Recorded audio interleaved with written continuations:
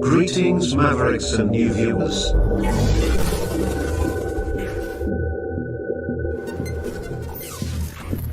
Tonight, direct and live from the Maverick News Network World Studios.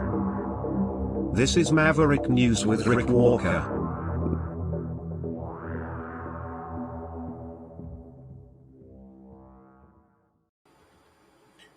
Welcome back, everyone, to the Maverick News Channel. We are finally live. I apologize for the interruption in service last night. More technical problems, but it was actually a good thing because I've been working on upgrades to the computer systems here, as we've mentioned, and that's why we weren't live last night, because some of the big changes, the hardware upgrades, the hard drive transfers, all the things that had to be done, it just didn't quite work out. It looked like everything was stable, and then it wasn't. Now, I don't know. Check the mic. I'm getting a message. Check the mic. What's wrong with the mic? We don't have any audio on the mic. Ah, okay, I see. Wrong microphone. All we have to do is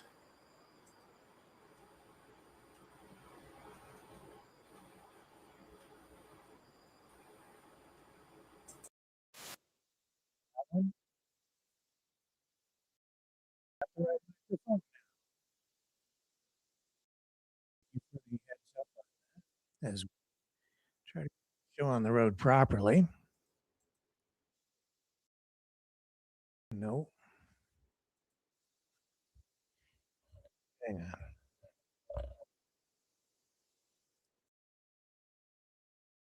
Is that better? Bad. Bear with me while we work out all these problems. How about that? Is that better?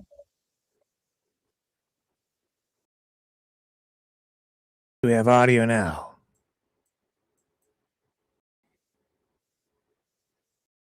Better now?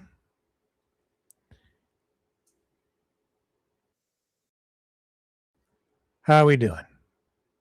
Okay, so is it distorted? That's the other question. Sounds a little distorted on my end, but is it clean on your end?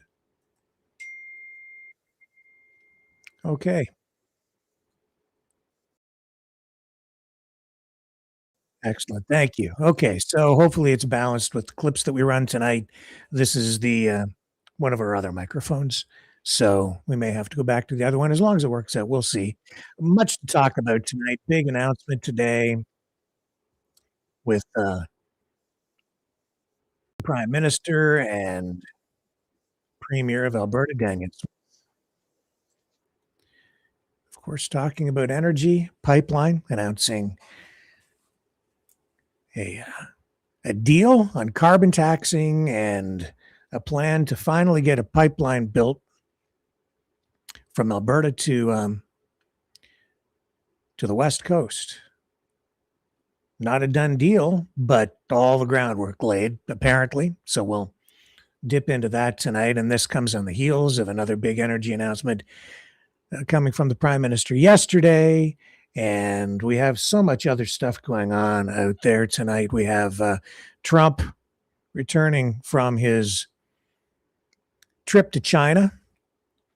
Kind of a few things in hand, but mostly empty-handed. We'll outline some of the details on that, dip into the rhetoric and also the reality of the trade mission to China. And we've got other stuff too. Culture wars. We have, oh my goodness, what else? Children being poisoned with nicotine. We have the latest as well, I think, from Ukraine and what's going on in the Strait of Hormuz. So, with all that in mind,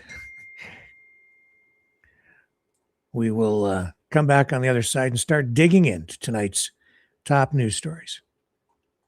Stay with me.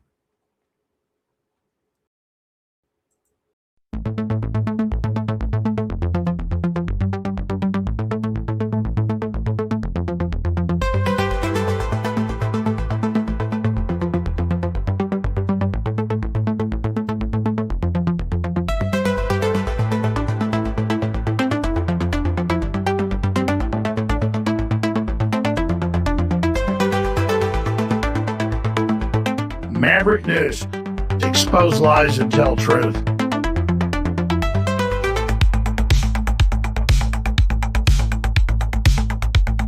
The world is watching.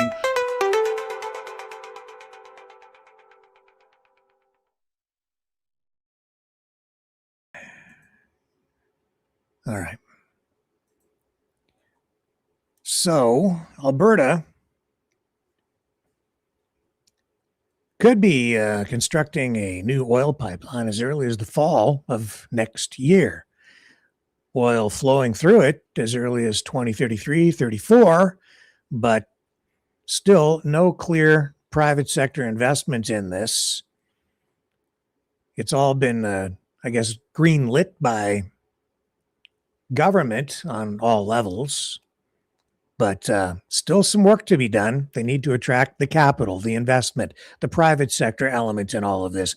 Today, Mark Carney and Danielle Smith getting together in Calgary to sign this updated deal outlining what the federal government will work towards, which is to designate the pipeline a project of national interest by October of this year. And Smith clearly excited about it, appeared to be anyway. And we've got the news conference for you. So let's bring it up and dig into it. Here we go. This is the way it went down earlier today.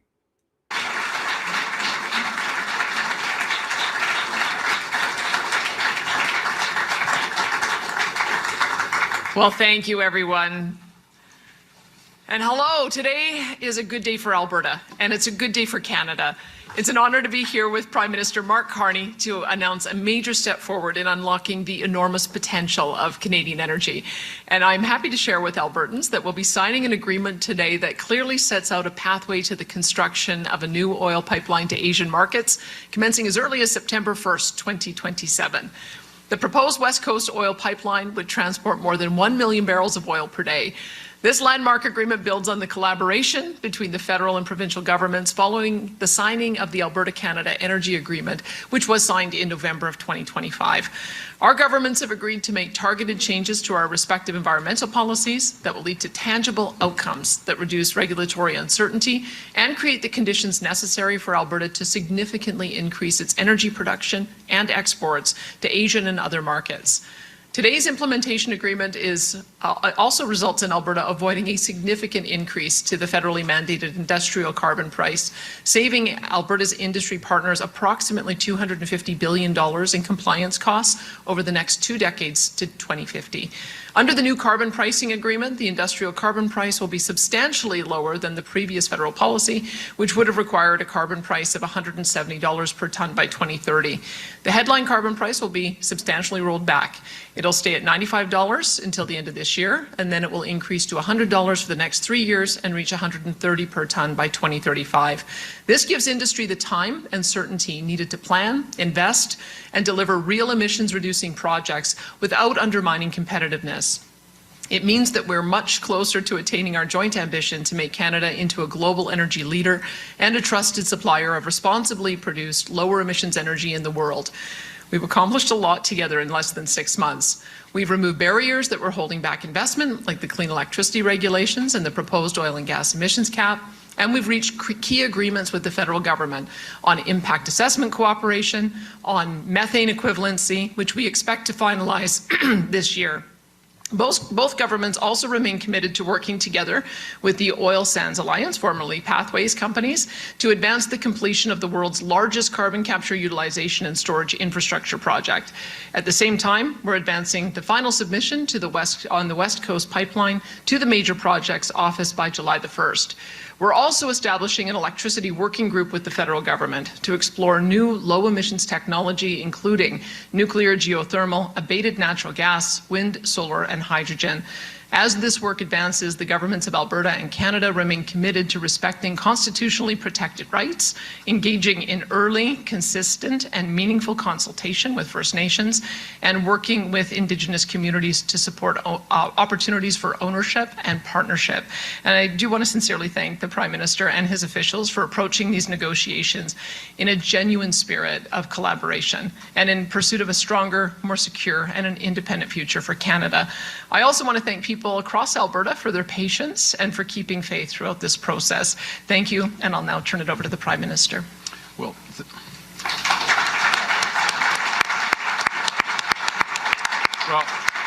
thank you. To be clear, I was clapping for the Premier there. I wasn't clapping for I want to thank you, Premier, on behalf of the people of Canada and behalf of my colleagues, both in Parliament and my officials and your officials, for the cooperative spirit and the hard work to get us where we are. As you said, we've accomplished a lot in the last 6 months, and we've accomplished it together, and I think that's the important point. You know, last week, the head of the International Energy Agency, Fatih Birol, visited Canada, and he spoke about the most important commodity in the world, something that Canada has in abundance, something that we're building today, and that's trust. Trust to double the reliable and affordable energy available to Albertans. As the Premier just said, drawing on all the resources of this great province, natural gas, renewables, extending potentially out to nuclear, geothermal, and beyond. We're building trust of investors, that Alberta and Canada are reliable and attractive destinations where opportunities are plentiful, the rules are clear, and one project means one review. The trust of Asian countries who want our energy because they know that we are a safe, stable, reliable partner in a world that is anything but. Today's implementation agreement is comprehensive and it's interconnected. It covers, amongst other things, regulation, markets, methane, renewables, and carbon capture. It includes, as you just heard, Alberta's commitment to submit a comprehensive proposal for a bitumen pipeline to Asian markets to the Federal Major Projects Office by Canada Day, by July 1st this year, and Canada's commitment to pursue the designation of that proposal as a project of national interest under the Building Canada Act by the 1st of October.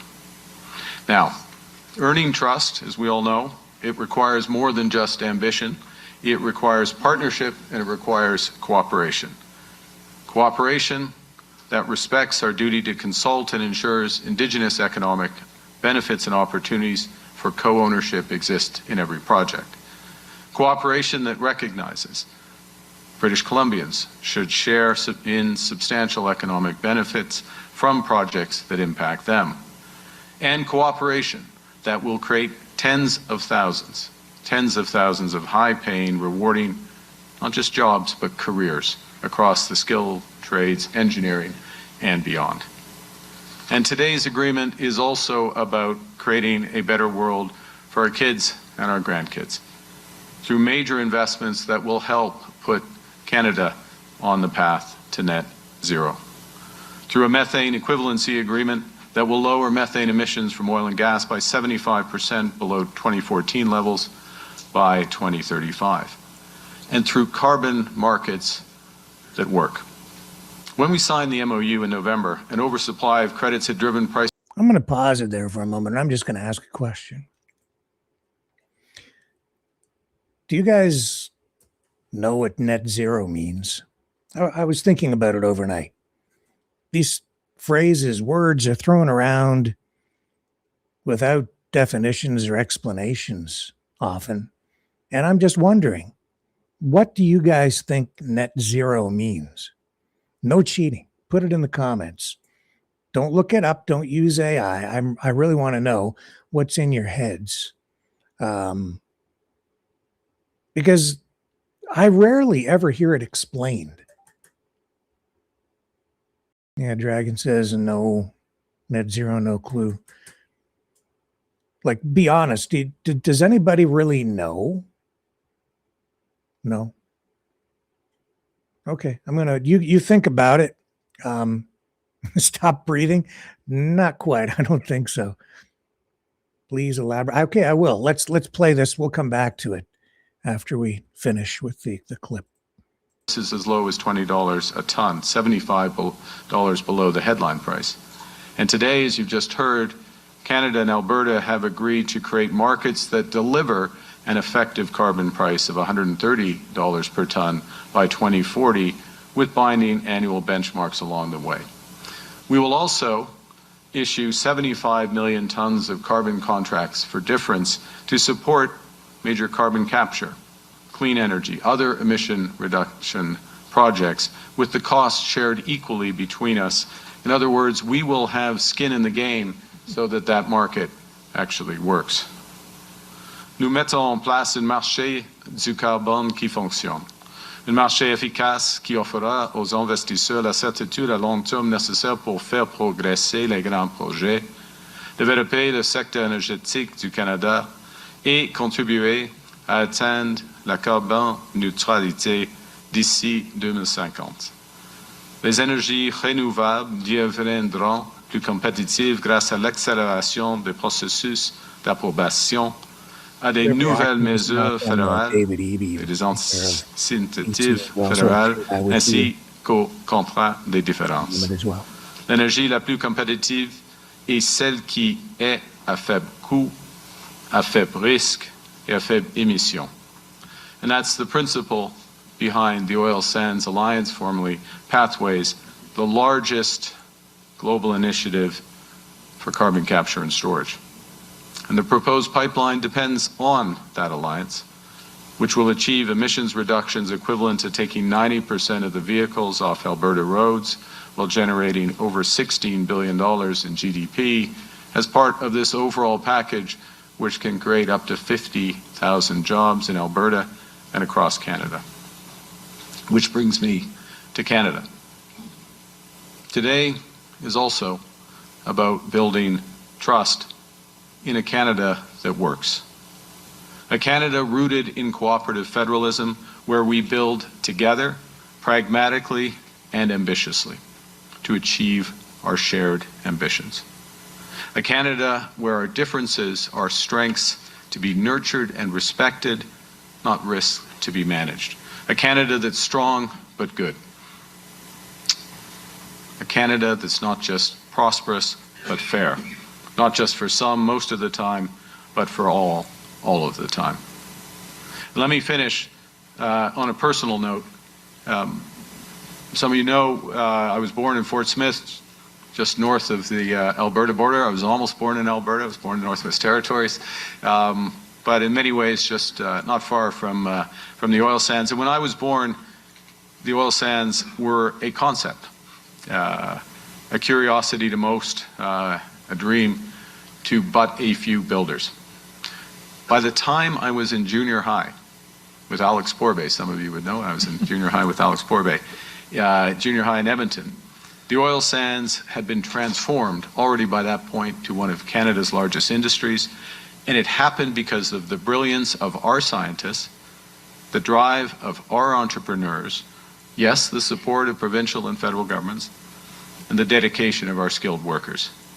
And that's the legacy that we're building on today. Carbon capture that creates an entirely new industry. An affordable, low-carbon grid that's doubled, that draws on all of Alberta's strengths. And a low-carbon oil pipeline that bolsters our independence. Building big, building fast, building bold again, building with trust, an Alberta strong and a Canada strong for all. Thank you very much. Merci beaucoup.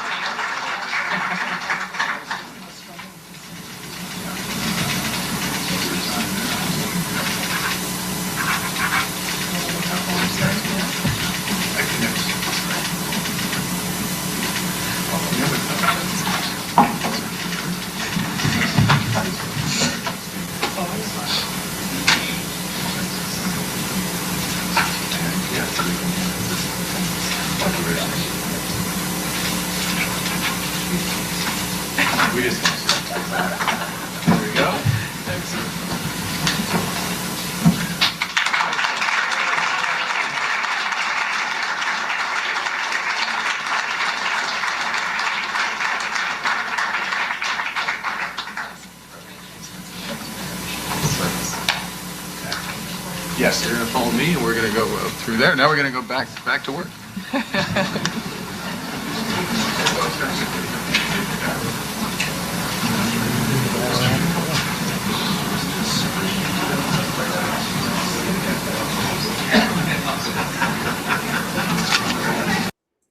Okay, so that's the way that went down. Okay, let me take a short break. We'll come back and I'll provide a little bit of depth on it, and then we'll get some of the reaction.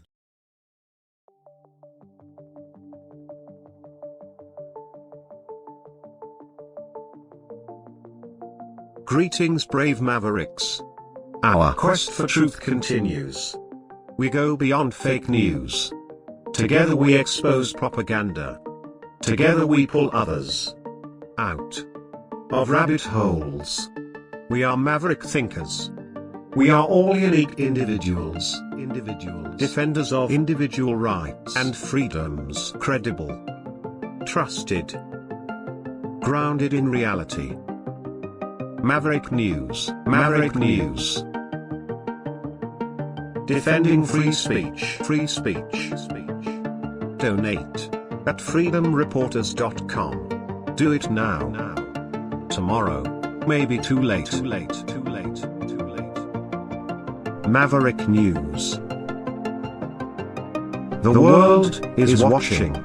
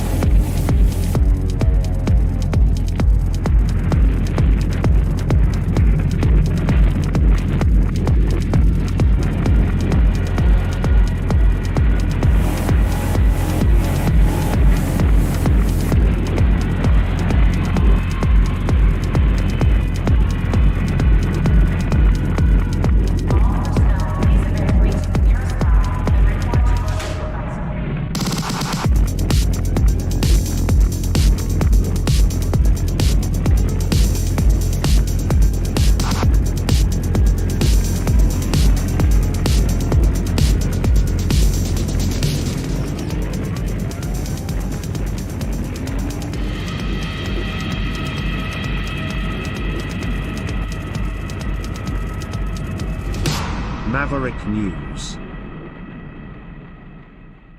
The world is watching. Okay, so I think the idea of net zero is a little bit hard to grasp, but the simplest way to explain it, I think, is to say that it's about balancing consumption against emissions. So as much energy that is produced, you need to reduce emissions or eliminate an equivalent amount of emissions. And the emissions can be, so if you're producing a lot of oil, or if you're burning a lot of even coal, and there's a lot of pollution going into the air from that, or some, it's not that you want to requiring that all of that be eliminated, but you can also have offsets that they invest in. So you can buy as a big company, carbon offsets is what they would call them, carbon, but it really represents air pollution. And then you could, those funds can be used then to do things like plant more trees in order to absorb carbon dioxide and pollutants in the air, to purify the air naturally. So that's one way of offsetting the emissions that are created through the consumption of energy. And I think that depending on what government is doing it and how the plan is rolled out, they also have provisions in legislation or incentive programs or taxation or tax rebates or even subsidies or grants to individuals, to homeowners and things like that, to insulate your house or seal it up so that it's more energy efficient, and you can get credits for those kinds of things. So each government kind of approaching these things in their own ways and bringing some market principles to bear here, or companies that produce carbon. They, if you're producing automobiles, for instance, there can be taxation on the companies producing vehicles with internal combustion engines, and they give credits to companies that are producing electric cars, and then the companies can actually trade them back and forth. That's how Tesla actually became as profitable, not really so profitable. That's where a lot of their revenue has come from, because by setting up an electric car company, not producing any internal combustion engines, they were afforded tax credits, which they could then sell to the other car companies to offset their penalties for producing gasoline-powered vehicles. And then the taxation system is set up so that a lot of the money gets funneled back into programs to hopefully at some point get to what they call net zero, where as much pollution is being recycled back through the environment and through capture programs like carbon capture, where pollution is pumped down into the ground under pressure and sealed up so that it never escapes back up into the atmosphere. Those kinds of things, so that you get, in total, in theory, the equivalent of net zero. So as much pollution goes into the air, an equivalent amount is then captured through various means, either naturally or through technology. That's what the goal is. It's not to say that they're going to ban oil or ban coal, but they're using a mix of energies and energy efficient technologies to create what you would call a balance in the whole thing, an ecosystem where, because we live in a terrarium, as much, if you're breathing air, you want to make sure that there are plants there to recycle the carbon dioxide back into oxygen so that we don't suffocate on the planet. That's a very simplistic explanation of what net zero is all about. Is it realistic?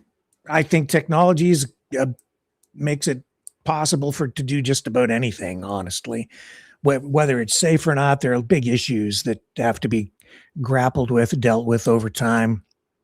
But you've seen, even within gasoline and diesel engines, clean diesel, clean burn coal, those kinds of technologies have really made a huge difference in reducing smog, which we talked about a week ago here on the program. Huge reductions in smog in major cities, and even here I don't see it anymore because of the scrubbers that were put on smokestacks, coal burning plants, and smokestack industries as well. So a lot of that stuff has just been cleaned right up, and technology is really, I think it's going to take us to new places in the next decade or two. And the goal in Canada, I think, is to reach net zero by not 2030. That's the trigger date that makes everybody have a mind meltdown. Actually, 2050 is the goal to reach complete net zero. And could we do it? Yeah, maybe. A lot. Think about the technological advancements we've made. Even in the last 10 years, 20 years, huge leaps in all kinds of technologies.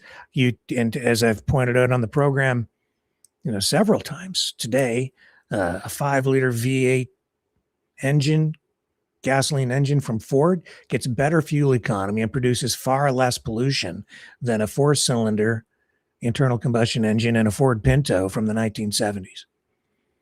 And yet it produces like 4.5 times as much horsepower.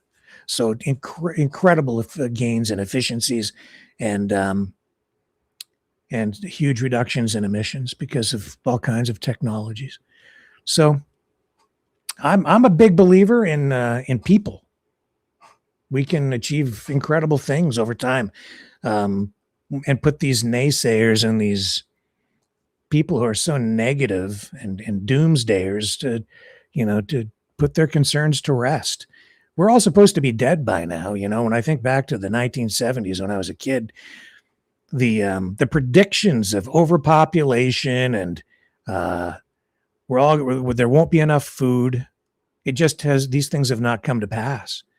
We were supposed to be living in an environmental dystopia at this point, flooded out, bombed out, starving to death, overpopulated, and the planet basically destroyed.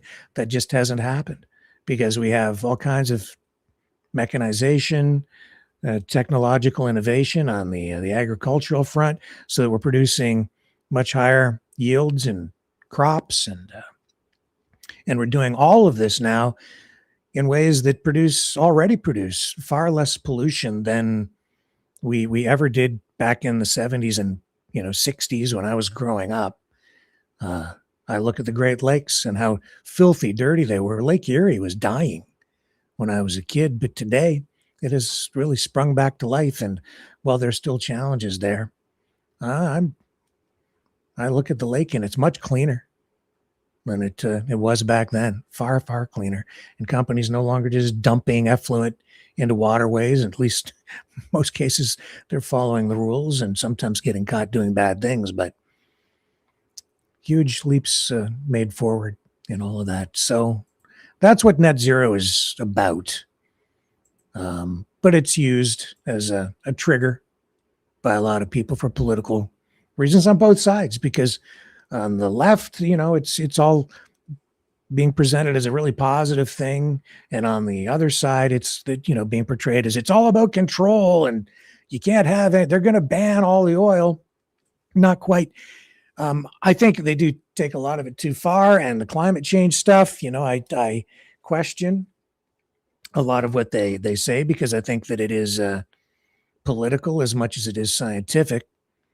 But just look at what's going on in our country right now. There's pragmatism in play, on display right, today in this news conference. We're building a pipeline. We're going to try to build a pipeline if we can get a private company or companies to get involved, from Alberta out to the West Coast, over the Rocky Mountains, which is a huge undertaking. That in itself will require a lot of innovation and expertise, which Canada already has. But we're going to build that pipeline. It's going to take years to build it, though. It's a massive, massive project. It will create, I don't even know how many jobs and how many spin-off jobs, but a huge investment to build not just Alberta, but the entire country, and BC will benefit as well. But you don't build something like that if you don't plan to use it. I say the same thing about the people who say, you're not going to be able to drive your car. You're going to be living in a prison city. Then why are they building all these roads and expanding the highway system, or trying to, up in Toronto? Like, they're spending massive amounts of money up there to deal with the traffic problems. And the traffic is terrible up there, but they have the projections. They know that the traffic levels are going to increase over the next 10, 15, 20 years. They have to do something about it. That's why they're talking about building a tunnel underneath everything. When I go to Houston, when I've been to Houston a long time ago now, haven't been over to the States lately much, and why. But you drive through Houston and they have all these like raised, what do you call them? Overpasses, right? Long expanses of them. It's like a city of the future. That's an amazing city. And maybe Toronto could learn a thing or two from Houston, go down there and take a look at the way they've got their highway system set up, especially like within the city itself. And it actually looks very futuristic. I took note of that when I was there briefly a couple of times. Anyway, all this going on today, coming on the heels of what Carney announced yesterday, which is this major energy strategy He's calling it the National Electricity Strategy, and it's also an ambitious plan. It dovetails into what we heard about today. But yesterday he was talking about doubling Canada's electricity grid capacity by 2050 again, right? And why is that? Because that is the goal to achieve net zero in Canada. So he's focused very much on electrification. That means heating your home with electricity instead of oil, or even natural gas, and using a variety of technologies. But even natural gas is pretty darn clean, and we have an abundance of that too. But you can offset the emissions from that by planting a lot of trees, which around here we could certainly do a lot more of that, because if you fly over where I live in this part of Ontario, you get up in a small plane and you look down, there are no trees left here because of all the farming that is, moved into the area and all the industrialization over the years. It's been basically just been clear cut, and there's just nothing there, just strips of trees. And it creates the illusion when you're on the ground that there are more trees than there really are. But you think back, this whole place was practically a rainforest before we came in with our saws and started cutting all the trees down. Anyway, Carney says that his strategy is going to deliver clean, reliable, more affordable power for Canadians with major investments in generation, transmission, distribution, storage, grid modernization, which we really need anyway, because our electricity grid here is really aging. It's fragile. It needs to be hardened so that it's more resilient against snowstorms, serious storms in the summertime, knock the power out around here all the time. Even in, cities, not just rural areas and remote areas. The electrical infrastructure needs upgrading, and it's about time we got to it. So the government's adjusting clean electricity regulations to provide more flexibility, including an expanded role for natural gas, and still targeting significant emissions reductions, as I said, as part of the whole plan. And I'll tell you this, I've come to realize that in Canada in particular, because resources are controlled by provinces, that's their area of stewardship and jurisdiction, there are also only so many ways that the federal government can apply taxation to resources, because the provincial governments control what basically is what comes out of the ground, through even critical minerals and even just natural resources. So environmental taxes, that's one of the ways the federal government is allowed under the Constitution to tax resources. That's sort of the thing that they don't explain to us, because it's sort of a quiet thing they have to not say, because I think it will get some of the separatists extremely upset. That's why you're always hearing them talking about get rid of the carbon tax, because that's one of the main methods the federal government can actually apply taxation to resources. Without environmental taxes, or carbon taxes, as they're being called today, it eliminates one of the methods the federal government can take its share of revenue from resources. And so I'm not sure what you heard what the carbon tax level negotiated today is going to be. So many dollars per ton, right? So that's why. At the end of the day, I'll tell you this, if the government gets rid of, if for whatever reason they scrap the carbon tax, they'll just tax it a different way, because the government always finds a way to tax us. As they say, there's only two things in life that are certain, and that is death and taxes. So carbon tax, sales tax, excise tax, just because we want to tax you, tax, sales tax, whatever tax, a consumption tax, a disposal tax, they'll tax it one way or another, whether it's a carbon tax or just a Mark Carney, I would just feel like taxing you tax. They'll get to you one way or another.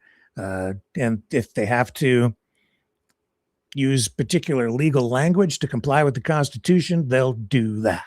So I don't like taxes. I want lower taxes, but even here, there is again pragmatism, practicality coming to the surface here because of the realities of the changing global political situation, because of the internal politics in Canada, the pressure being brought to bear against governments. That's why even yesterday, I think it was Hodgson in another news conference related to energy, highlighted the fact that even before, one of the first things the federal government did when Carney took office is they came in and they axed the tax, which Pierre Poilievre was calling for from the very beginning, 28 cents a liter.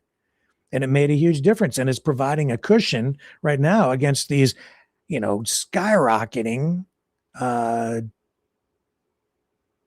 global oil prices, which are having a direct impact on the price of gas at the pump. And it's still too high. And I guess we're approaching, in some places in Canada now, record high gas prices, over $2 a liter in some places. Not that high where I live, but yeah, over $2 a liter. And we're getting warnings that it could go even higher, much higher, because of this instability in the Strait of Hormuz, which still has not been resolved. So much for a short little excursion that was supposed to end within, I think he said 3 to 4 weeks. And we're now heading into the third month plus. So brace yourselves, buckle up. This is not over yet. Here over on social media tonight, the Premier of British Columbia weighing in, responding just very recently, within the last hour or so, to the announcement today by Smith and Carney, David Eby, coming out with this. Let's go to his X account where he posts his statement. It cannot be the case, he says, that the projects that get prioritized in Canada are those where a premier threatens to leave the country. He says, next week I'll be meeting with the Prime Minister to bring him a list of projects we can work on for the benefit of all Canadians. Yeah, I think that he's got a point. It's not right to bring the country to the brink of an existential threat in order to get a pipeline built. On the other hand, should have built that pipeline a long time ago. So I see both sides, and that will get some people upset in itself. But here's his full statement today from Victoria. Premier David Eby has issued the following statement about the MOU between Alberta and the federal government. He says, as a country, it's time to stop rewarding bad behavior. It cannot be the case that the projects that get prioritized in Canada are those where a premier threatens to leave the country. Here in BC, we have what the rest of the world is looking for: critical minerals, natural resources, and port access. We have shovel-ready projects with real proponents and investments that will provide good-paying jobs and funding for public services. Some of our $88 billion in prioritized projects have already reached final investment decisions, creating thousands of new high-paying jobs. Despite this early success, our 35 additional job-creating projects need more attention from and coordination with Ottawa. These 35 projects will bring jobs and prosperity to all of Canada. The federal government must work as closely with us on these projects as they work with the government of Alberta on Premier Danielle Smith's proposed pipeline, a project that has yet to identify a proponent or a route. So, yeah, it's because they don't have a private investor. It's a little bit risky and a huge investment, especially when you have to go over the Rocky Mountains, which is a big obstacle. Anyway, he says, our government opposition to any repeal of the North Coast tanker ban has not changed. British Columbia is a vital part of Canada. We must work together across federal provincial lines to build this nation and to strengthen it. I know the Prime Minister believes we can work better in partnership as well. Next week, I'll be meeting with the Prime Minister to bring him a list of projects we can work on for the benefit of all Canadians. We will find a path forward together as Canadians. Canada is our strength. We love this country. Well, I like a lot of that talk. And I think there's a tone of negotiation in there as well. You know, BC wants its share of the pie. BC wants certain things. They have environmental concerns, and they want them addressed, and they shall be addressed one way or another.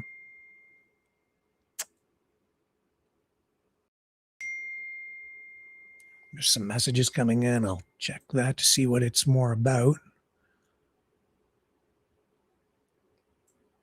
And while BC has its concerns, you know, the court decision this week that resulted in the quashing of the petition by the Separatists to get the question on whether Alberta should stay within Confederation. Get that on a ballot in the fall, quashed by the courts, saying that the process has been unconstitutional because First Nations have not been consulted. I think largely the two sides, or multiple sides, it's not just two, but opinions coming in on the court ruling, I think are largely, again, politically slanted.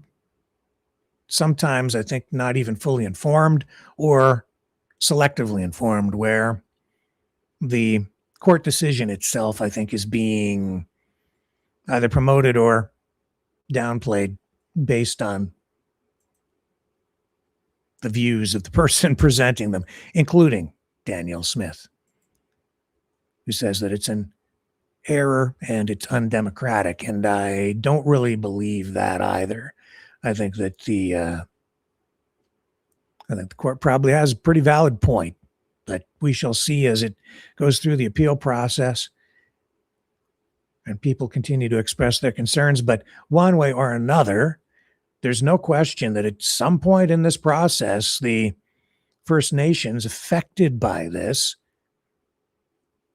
must be consulted because it is required constitutionally. Not just at the provincial level, but at the federal level as well. And whatever happens with regard to separation, it will definitely have, and is already having, an impact on First Nations communities, especially people affected or living within the boundaries governed by Treaties 7 and 8. But I'll tell you, some people out there just don't care. And so a lot of these separatists and the separatist leaders have been, saying, "Oh, don't you worry, the treaties, that's not an issue, and we'll honor the treaties if we do separate." They're full of crap, I think, and it's on full display here with somebody that I'm sure many of you are already familiar with. This guy Marty up north, under fire on social media. Just listen to what he says, and you tell me if this is respectful of First Nations and the treaties. The judge is being disrespectful to me because, for all I know, my collection of signatures could be a waste of time. It's kind of bullshit. It's completely undemocratic, but I hope that this is what happens. I hope that Mitch Sylvester continues to let us collect signatures. I'll collect signatures no matter what. I'll be in contempt of court. Fuck the courts. I'll be in contempt. I will continue collecting signatures. It is my God-given right to do that. And if they want to put me in contempt and handcuff me and drag me into a car, so be it. But I hope Mitch continues to tell us to collect signatures, and I hope that just before May 2nd, he can collect the signatures, and he can. There's no law against that, and that's not unconstitutional. Anybody can go out and get people to sign a petition. That's not the issue. The issue is the presentation of a petition in this case. Does that then create a situation where a certain number of signatures creates a binding requirement upon the government to present a question on whether a province gets to secede from the Confederation, from the country, to separate. That definitely has an impact on First Nations. The part of the question here is, at what point do they need to be consulted? Do they need to be consulted as the petition is being conducted? And because this is something that, anyway, just let it play. Stops, counts them all, and announces to the world, including the judge, including Danielle Smith, including everybody else, that we have 400 or 500,000 signatures. I don't care, but I hope he continues that, and then we'll go to the next phase. Folks, we're not a serious country anymore. They're stealing everything from us. This whole question with the natives has to be resolved once and for all. Like, this is bullshit that we're being held hostage by a handful of fucking Indians. Oh, and it came out at the end, didn't it? Yeah. Do you think that he wants to respect the treaties after Alberta separates? This is the thing. I mean, like, there's some weird thing, I think, in people's heads out there. It's like, we're going to separate, and this is going to solve all of our problems. It's not even beyond taxation, where they're being told, oh, we're going to get rid of, I think all the taxes. You won't have to pay taxes. Certainly they're saying they'll eliminate the income tax. What planet do you think you're going to be moving to where you're not going to pay any taxes?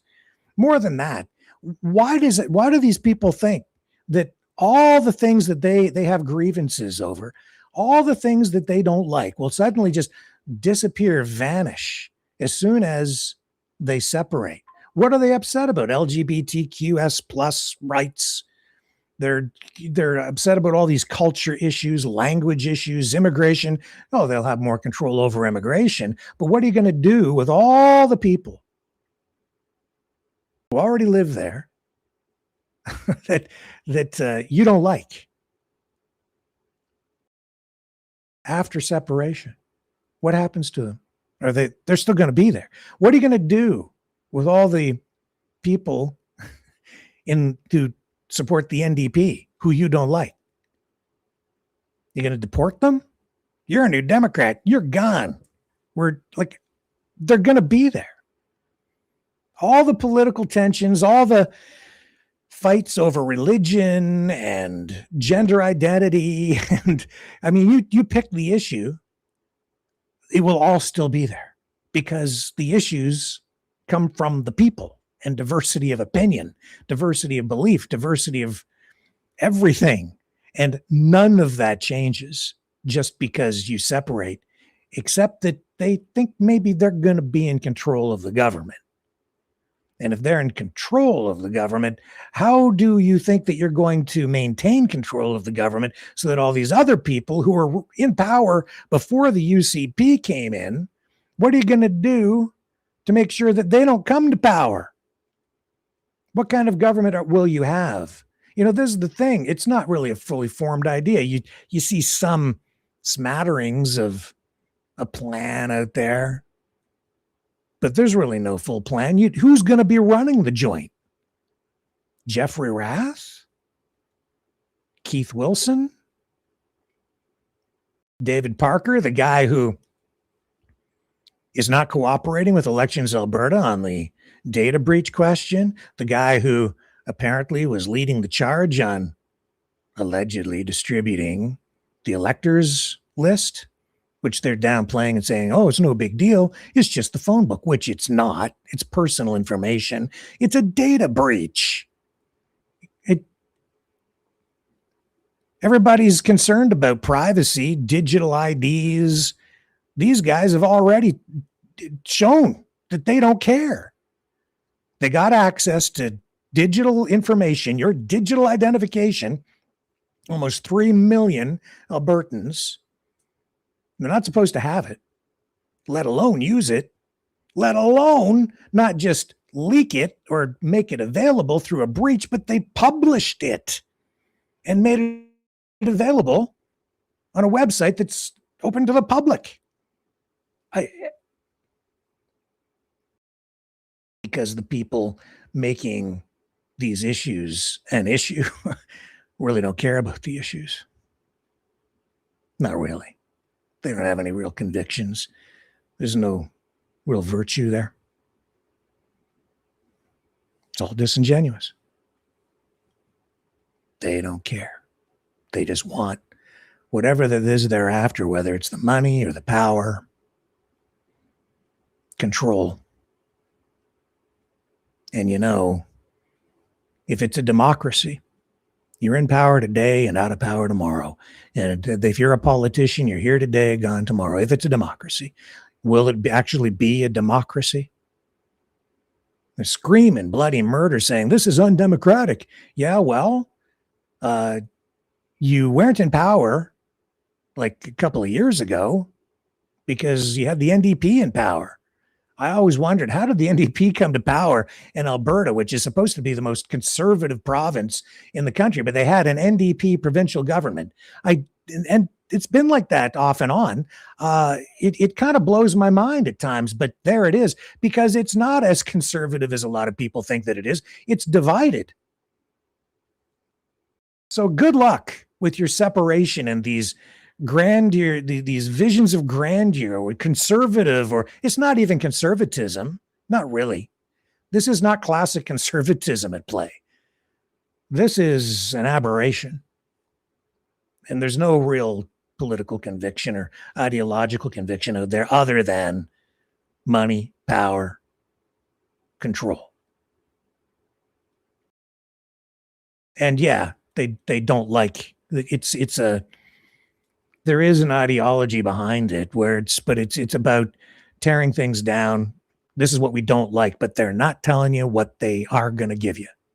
Not really, not in detail. They don't even have a leader. And I've listened to them online, and they're like, we can't have a leader. We don't want a leader, because they know as soon as they have a leader, it gives their political opponents, the pro-Canada side, a target, somebody to criticize. It becomes their version of a Mark Carney or a Justin Trudeau or a Naheed Nenshi, right? They don't want anybody over there that can be targeted. It's like shadow boxing, and you can't fight with a shadow. So it's like a little of this guy and a little of that guy, and who's really responsible? And it's all these multiple groups, and they publish the electors list and who's to be held accountable. And in the end, in my view, that alone, because it was being used to collect signatures, probably illegally, that should invalidate the entire petition. But that won't happen because the rules keep changing, and the premier is facilitating that, while at the same time giving us this word salad. Oh yeah, but I believe in democracy, and I believe in a sovereign Alberta within a united Canada. What the hell does that even mean? Provinces are sovereign in a subnational sense, but a province can't grant itself more sovereignty than it already has under the Constitution.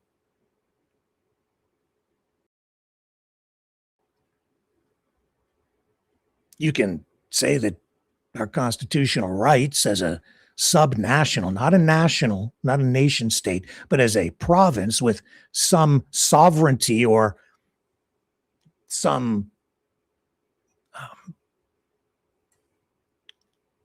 authority over certain aspects of governing the province. Some did some level of policing, stewardship of resources, certain kinds of laws, education, healthcare. Those are things that are under provincial sovereignty or authority or responsibility. And that's really where I think a lot of these political activists and even the politicians lose the script. Sovereignty should never really be about power over people or power over things.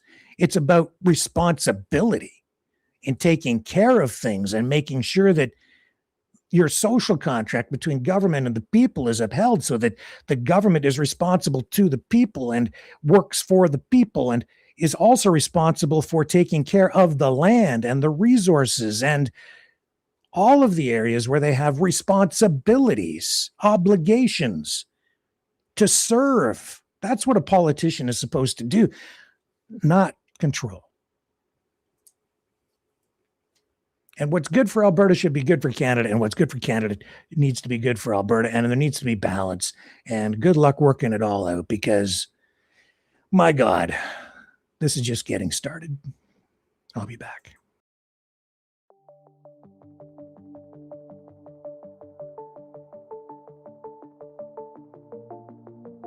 Greetings, brave Mavericks. Our quest for truth continues. We go beyond fake news. Together we expose propaganda. Together we pull others out of rabbit holes.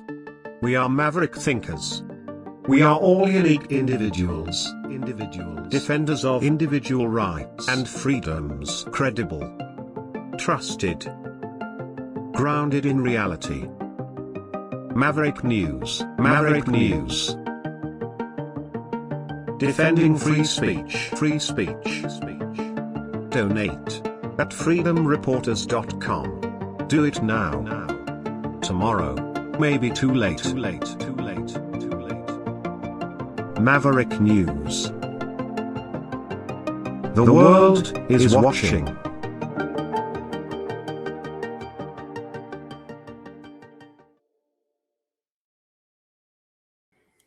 So yeah, it's all about energy, right? That's it's at the heart of the matter. Energy is power. You can't have a prosperous economy without energy. You need affordable energy to fuel economic expansion and economic prosperity. It's vital. And Canada has plenty of it. We should be tapping into it. And that means not just oil, but it means a lot of electricity. And that means these modular nuclear plants that they're going to be building.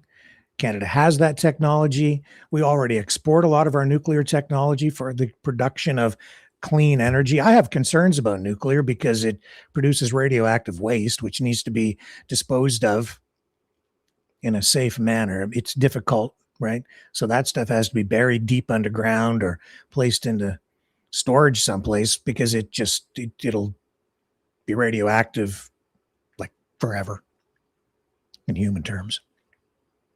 So, but you're never going to produce enough energy in the long run, or even short run, to meet the growing demands of a modern society without nuclear energy or fusion power, which they say is on the horizon. Canada has all of it, and I think it is the right focus. And I'm editorializing here, but I think I'm stating the obvious. We need to focus on that heading into the future. Carney knows it. Well, he should know it if he doesn't. They all know it. Trump knows it, even though he wants to live in the 1950s or maybe even earlier than that. In his mind, he certainly still does, especially as he looks at industry, the stock market, and even this trip to China, where he wrapped that trip up. And what did he get out of this trip? The pro-Trump camp is portraying this as like some huge win, where he went over there and he's changing the geopolitical landscape and getting the world to pivot away from China. Not true. That's really not true. On the other hand, the other side is saying that he came away with absolutely nothing. That's not quite true.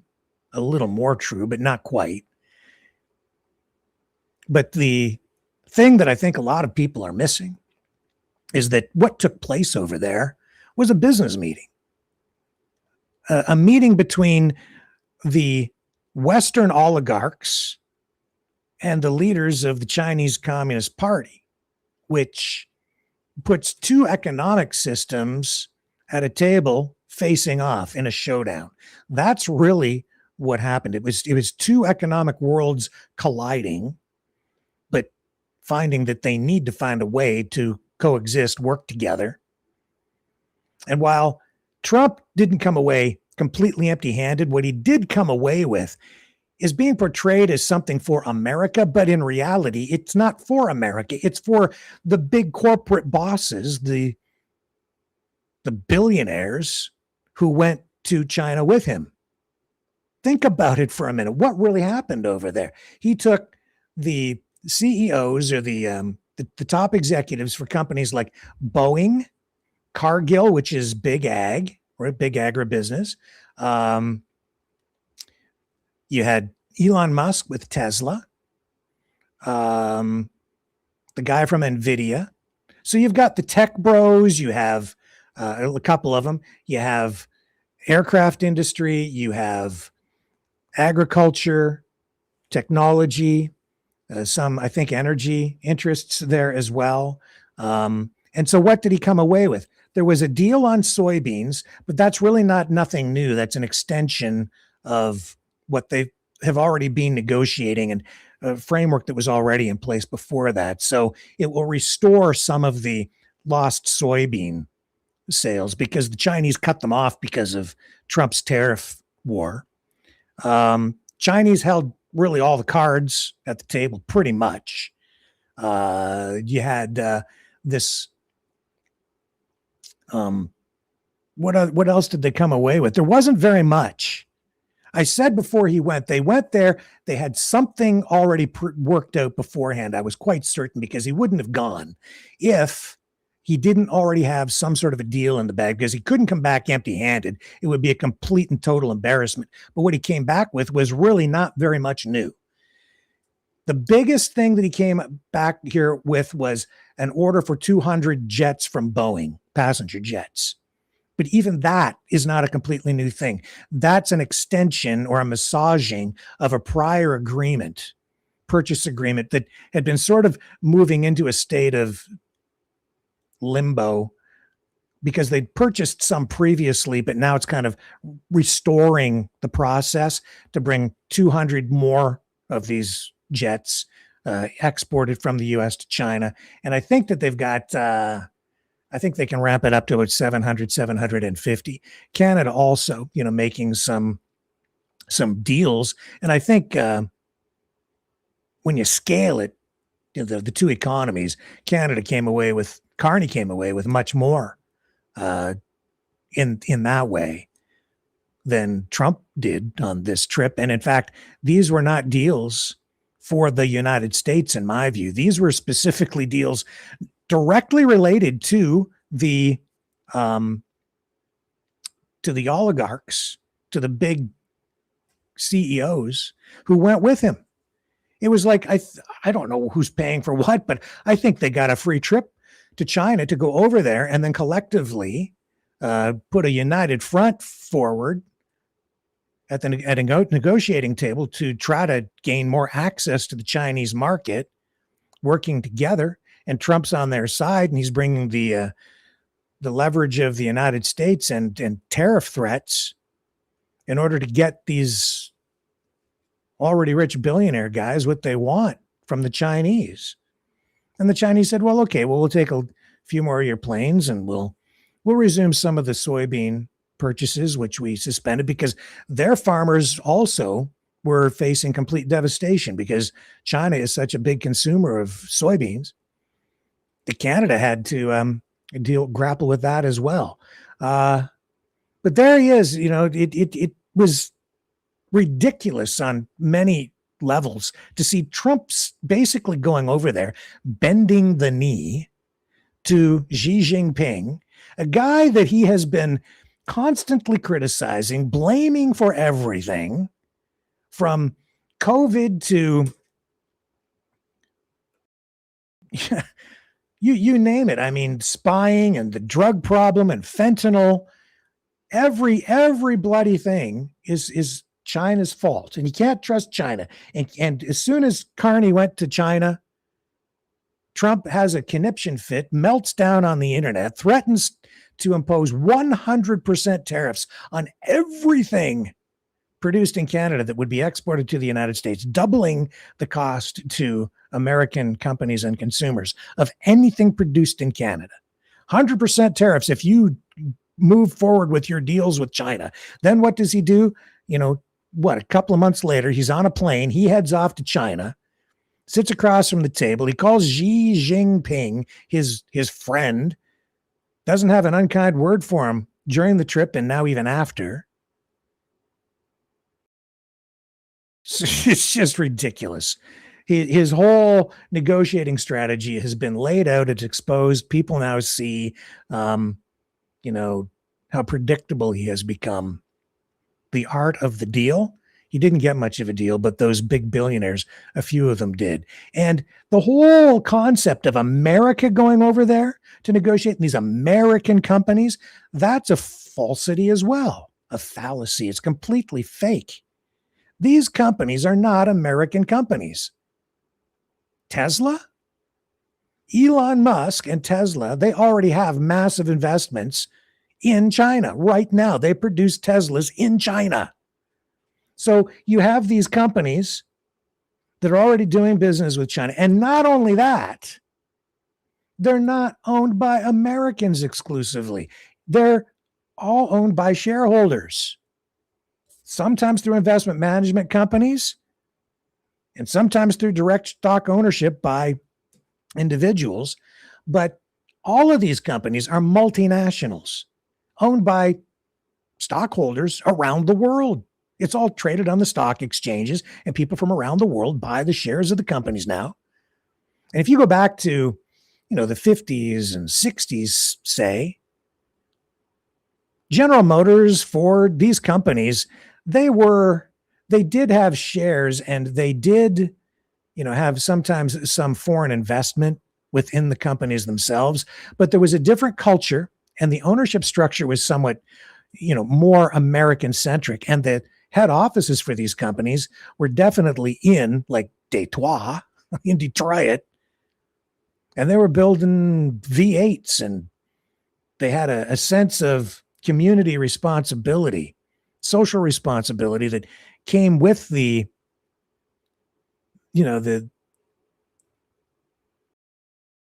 growth of the companies. It all started to get hollowed out really in the 70s and certainly in the 80s, where the big corporations just lost their sense of corporate responsibility to the communities and the country that they were born of.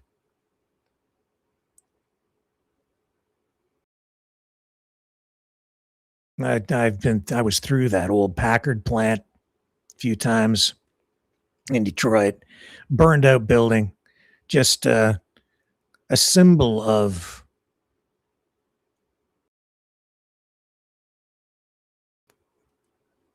free market failure in that respect, where, just a tragic thing. I think I showed you pictures of that a couple of years ago. It sat there like an empty, decaying hulk in the center of the most economically depressed part of Detroit. So much opportunity lost. But GM, Ford, Chrysler, the big three.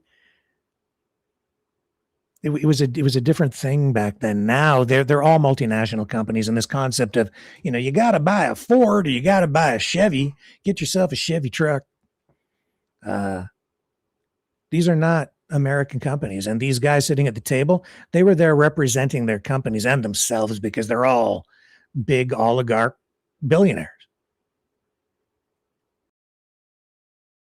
And they're not committed to America. They're committed to profits. They've lost their touch with humanity. Their companies have. Tesla.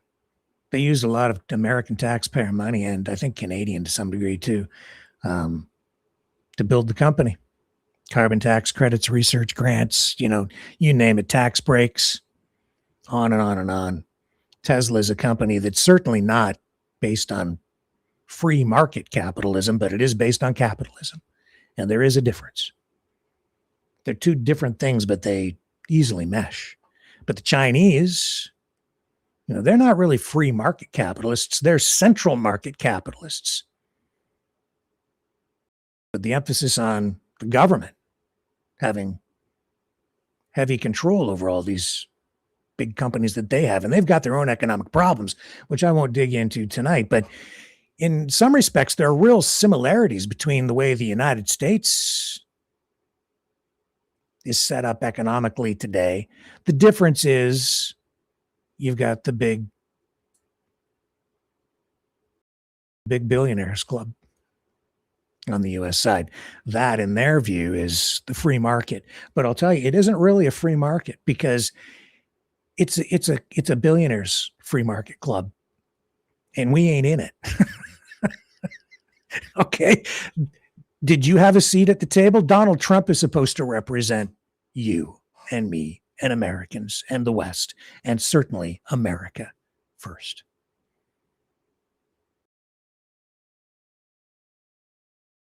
But I think those billionaires had first dibs on front row seat at the negotiating table.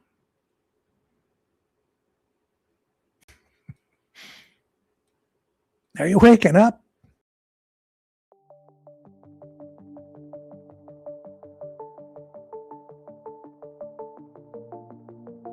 Greetings, brave Mavericks. Our quest for truth continues. We go beyond fake news. Together we expose propaganda. Together we pull others out of rabbit holes. We are maverick thinkers. We are all unique individuals, defenders of individual rights and freedoms, credible, trusted, grounded in reality. Maverick News, Maverick News.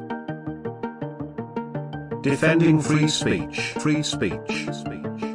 Donate at freedomreporters.com. Do it now. Tomorrow may be too late.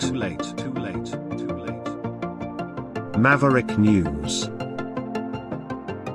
The world is watching.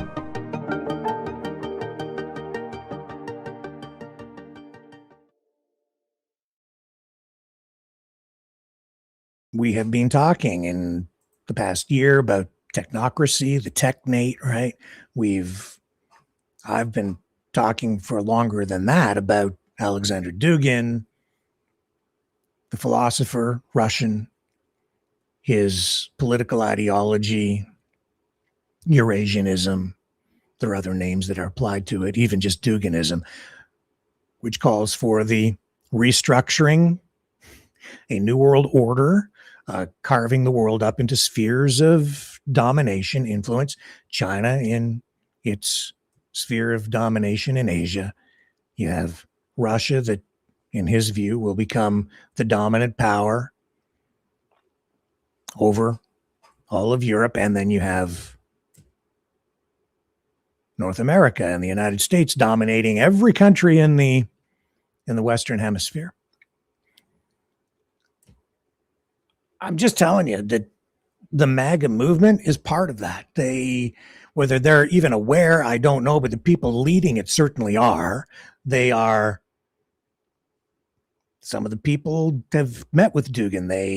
They have adopted many, really, their ideology meshes with Duginism. And it's this illiberal, anti-liberal ideology being used to fuel or direct and coordinate an attack globally to tear down and restructure, rebuild, reset a world divided into three spheres of domination. Other media influencers finally coming around and realizing what is going on. In the last 6 months, I've heard finally some major influencers picking up on this, beginning to understand that is really at the core of a lot of what is going on. Duginism and this restructuring into three spheres of domination. Today, Rick Wilson over at the Lincoln Project posting this. This is just a short clip from his, I think this is his Substack video. This is a guy who was, heavily involved in the Republican conservative movement for a long time, but has drifted away because of what Trump is doing. And He's clued in, he's got it, and he talks about it right here. Nothing about Donald Trump. Nothing about Donald Trump's entirely fallacious understanding of the power he has anymore in the world has intimidated the Chinese at all. They can't wait to get this guy. They can't wait to get him into a room where they'll say, "Oh, sir, you are the tallest, handsomest, smartest man who ever has been the president of the United States. And we would just like you to just do us a big favor and let us invade Taiwan. Let us take over South Korea, Vietnam." And by the way, the Vietnamese and the Chinese have been, that's been a scrap for a very long time. China looks at the Pacific as its sphere. And this spins off, not only, it sort of meshes up with the Chinese belief that Asia should be its zone of control, but it also meshes up with this sort of weird Alexander Duginist philosophy that a lot of folks on the American right have adopted, which is this sort of tripolar world. Xi gets and China get the Pacific, and Putin gets Europe, and Trump gets America North and South, Africa jump ball. And nobody wants to live in that world. It will not stand up the way people think it will stand up. Yeah, I just there you go. So I'm just glad other people are cluing in, because you can't respond to something in a positive and effective way if you don't even know what's going on. That's why they have been able to gain so much traction and do so much. It's because they've been misdirecting people. They've been telling you that this group of people over here, they're the ones that are lying, and they've been lying about the people lying in order to take your attention off it, have you dismiss people that we really do need to be listening to understand where they're coming from. Not to say that some of the people on the other side have the answers, and there's a lot of stuff over there that we should be opposed to as well. But if you're not listening to one side at all, that's what they want, because they want you to not listen to their political opponents while they do the very thing that they're accusing the other side of doing. Does that even make any sense? How sinister is that? How warped is that? That's Saul Alinsky's Rules for Radicals. It's all laid out in his book. That's the strategy. That's what you do. Whatever you're going to do that's bad, you blame the other side for doing it. If you're going to burn down a building, you burn it down and then you blame the firefighters, okay? Or you blame the owner of the building. If you're going to do something to disrupt an entire society by unleashing a virus, I'm just saying, if that were to ever happen, if you unleash it, you blame it on the victim. It's victim blaming. Or you, better than that, you get the victim to act in a way that makes them look suspicious, and if you get them to lock everybody down, and then you say, see how evil they are? You unleash the virus, you get them to lock everybody down, and then you say, you see what your government does to you? They're the ones who did it. They're the ones who unleashed the virus. Are you sure? Maybe they're just being duped too, because I don't think that they might be let in on the plan. Or if you're the guy who unleashed the virus, maybe you point your finger across the ocean and say, China, China, China. They did it. And they're going, well, we didn't do it. You're the ones who are funding the lab in our country. Like, I don't know. Even to this day, I don't know. I don't think we will ever know. Because whoever was responsible, if anyone was responsible, they're never going to come out and admit it or tell us. But you see a lot of blaming going on, and I don't think we can believe anybody right now in any government circle of any government, because if they did it, they're going to lie about it and blame somebody else and create all this confusion and all this chaos.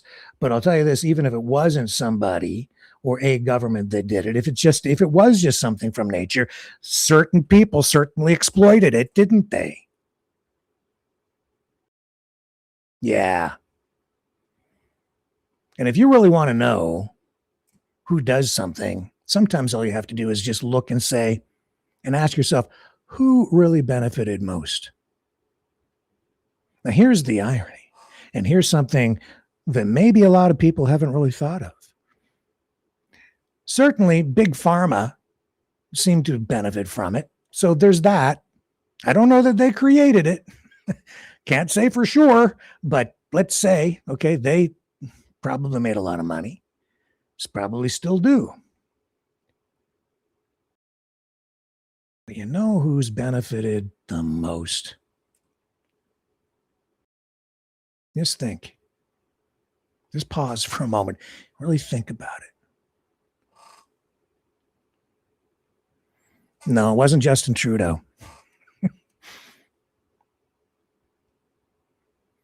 No. All the people who screamed the loudest about it.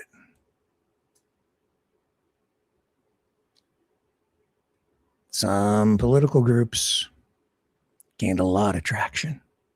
Entire political movements, a political movement, not just in Canada, not just in the United States, but really globally.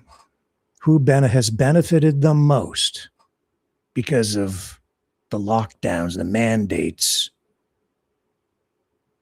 the people pointing their fingers at the people who are supposed to be protecting us and were maybe trying to, I think, but not blameless because they were maybe not wise enough to react properly to it. But yeah, in hindsight, I see a lot of benefit in terms of political money, donations, disruption in our society.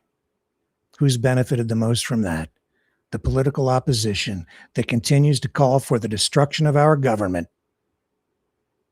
to tear it all down. The people calling to tear it all down because we can't trust the media. We can't trust the government. We can't trust police. We can't trust this. We can't trust that. We can't trust anything. You can't trust anything. Oh my God, look what they did. And then I'm sitting there and I'm looking at a lot of these people. And as I'm watching all of this unfold over the past how many years sitting in this chair, well, I was duped by a lot of it from the beginning, like so many others, because I think some people made really bad choices and bad decisions and caved into public pressure because of fear and ramped it up, and it became organic, and that was a fear snowball that turned into a giant avalanche. But you look where we're at now and you start to analyze what a lot of these people are saying. Who's lying? Really? Check it. Check the claims.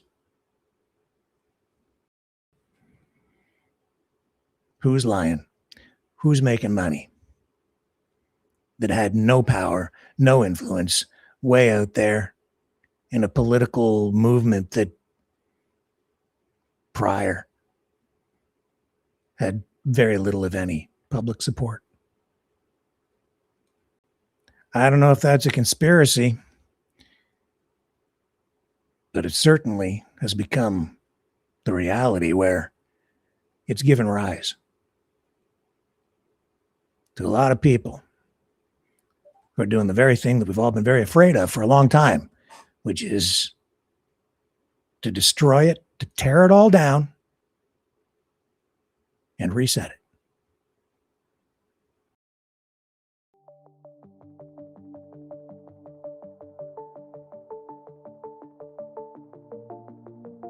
Greetings, brave Mavericks. Our quest for truth continues. We go beyond fake news. Together we expose propaganda. Together we pull others out of rabbit holes. We are maverick thinkers. We are all unique individuals.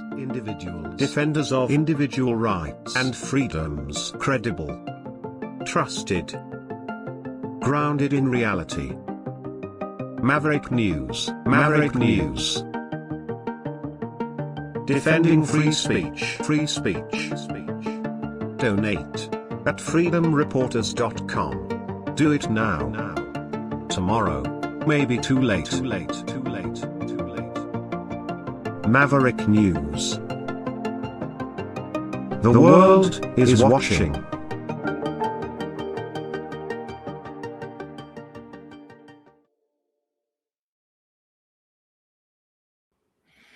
Okay, people asking in the chat, is there a movie tonight? Yes, there is. Just a short one. But we have something lined up. So we'll get into that very, very shortly. Just a little fun fact. As Trump and the U.S. delegation was leaving China, and I checked this, and it is true, and it's pretty much standard protocol. You know, they were given gifts and trinkets and things to bring back, and they didn't bring nothing back before they got on Air Force One. As they were leaving, departing, everything that they were given in China went into a garbage bin for security reasons. Here's what it looked like.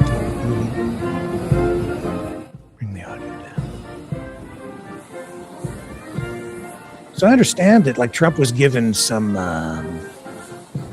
rose seeds or something to plant roses, which he probably didn't bring back with him because they didn't want it on the plane. Also, they didn't take their own cell phones. They used burner phones specifically for this trip. So very concerned about security and maybe cell phones blowing up in their hands, or who knows, because China is, even now, an adversarial power. And why is that? Because, well, I don't think they trust each other. And Trump has been just had nothing good to say about China. And you just look at the people in the MAGA camp. Like, I have concerns about China and security. And yeah, I don't think China should be controlling our cell phone infrastructure, but I don't think the United States should be either at this point. I wasn't so concerned about it before. In fact, I was very open to it for a long time. When U.S. cell phone companies wanted to come to Canada some years ago, I was very much in favor of it. I said, yeah, just let them in, more competition, lower prices, they'll invest, it'll create more jobs, lower prices. But now what Trump has put us through, certainly while he's around, and if any of that ilk continue to hold power over there, and there's any kind of a threat to Canada and and our existence as a country because of all this U.S. influence, not just from the government, not just from the MAGA movement, but from the big companies within that political ecosphere. That's where all this influence from the U.S. side is coming from. There's big money over there, and they've got their sights especially set on Alberta. Kevin O'Leary is their guy. That's very much evident. AI data centers, the big one in Utah. Oh, I forgot there was a really interesting clip. I don't have it tonight. Maybe I'll re-cue it for tomorrow. Where he's accusing some of the opponents of the big data center, which is going to have the biggest natural gas electrical generator in the United States as part of it, in this huge facility, bigger than the geographic footprint of Manhattan. It'll burn, I can't even remember how much electricity. More power, I think it's more, I can't remember the total amount, but it's more than the entire state of Utah, this one facility. Anyway, Kevin O'Leary is their guy.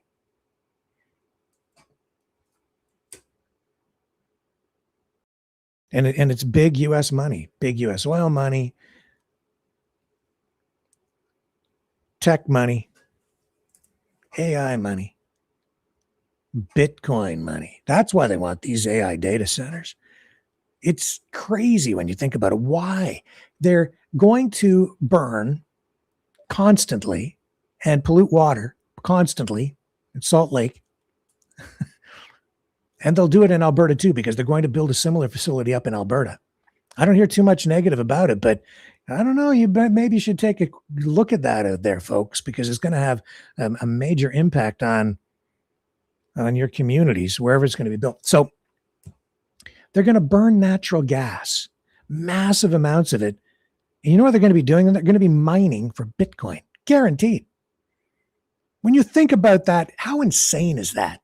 To burn such a valuable resource, which we need to heat our homes, to create pharmaceuticals, oil and natural gas. They're going to burn all this energy to mine for Bitcoin, which is just lines of computer code.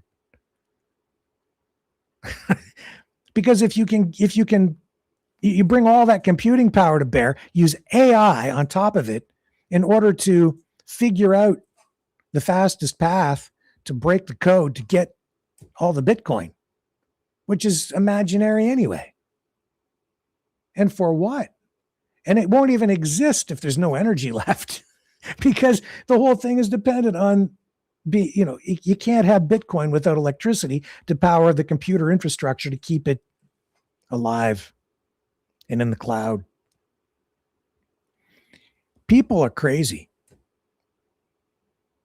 What is the price of Bitcoin? It crashed there, about a month or two ago, right? And I've been tracking it a little bit. It was down in around the $60,000 price point. It was up well over 100,000, and I'm talking US dollars for one Bitcoin, which is in itself kind of, and in concept, pretty freaking weird. But it shows that, these Bitcoins are split up into fractions of Bitcoins. You don't have to buy a whole Bitcoin to invest in it. But tonight, where are we at? 79,169.80 for Bitcoin. I confess, I bought a little bit of Bitcoin quite some time ago, but being an impoverished journalist, I didn't have that much to put in, so I don't have that much in it now. And it's fractions of a fraction of a fraction of Bitcoin. But I did a long time ago. I put some in there. I don't even know what it's worth now. It's just sitting over there, but it's hardly worth anything. It went up and down a little bit. But if you got in early, you can make a gazillion dollars. But I think that there's a real danger here that eventually it's all going to go to nothing. So we'll see how resilient this is as a security. I don't think it's really, at this point, it hasn't really shown that it's a viable alternative to currency. People have not adopted it to buy things with it. They're buying it and holding it. And then when things go bad, they dump it. And these meme coins, Trump and his meme coins, they got freaking rich. But the Trump meme coin, that was a pump and dump. They create the meme coin. It's just lines of code. They get all these people to invest in it.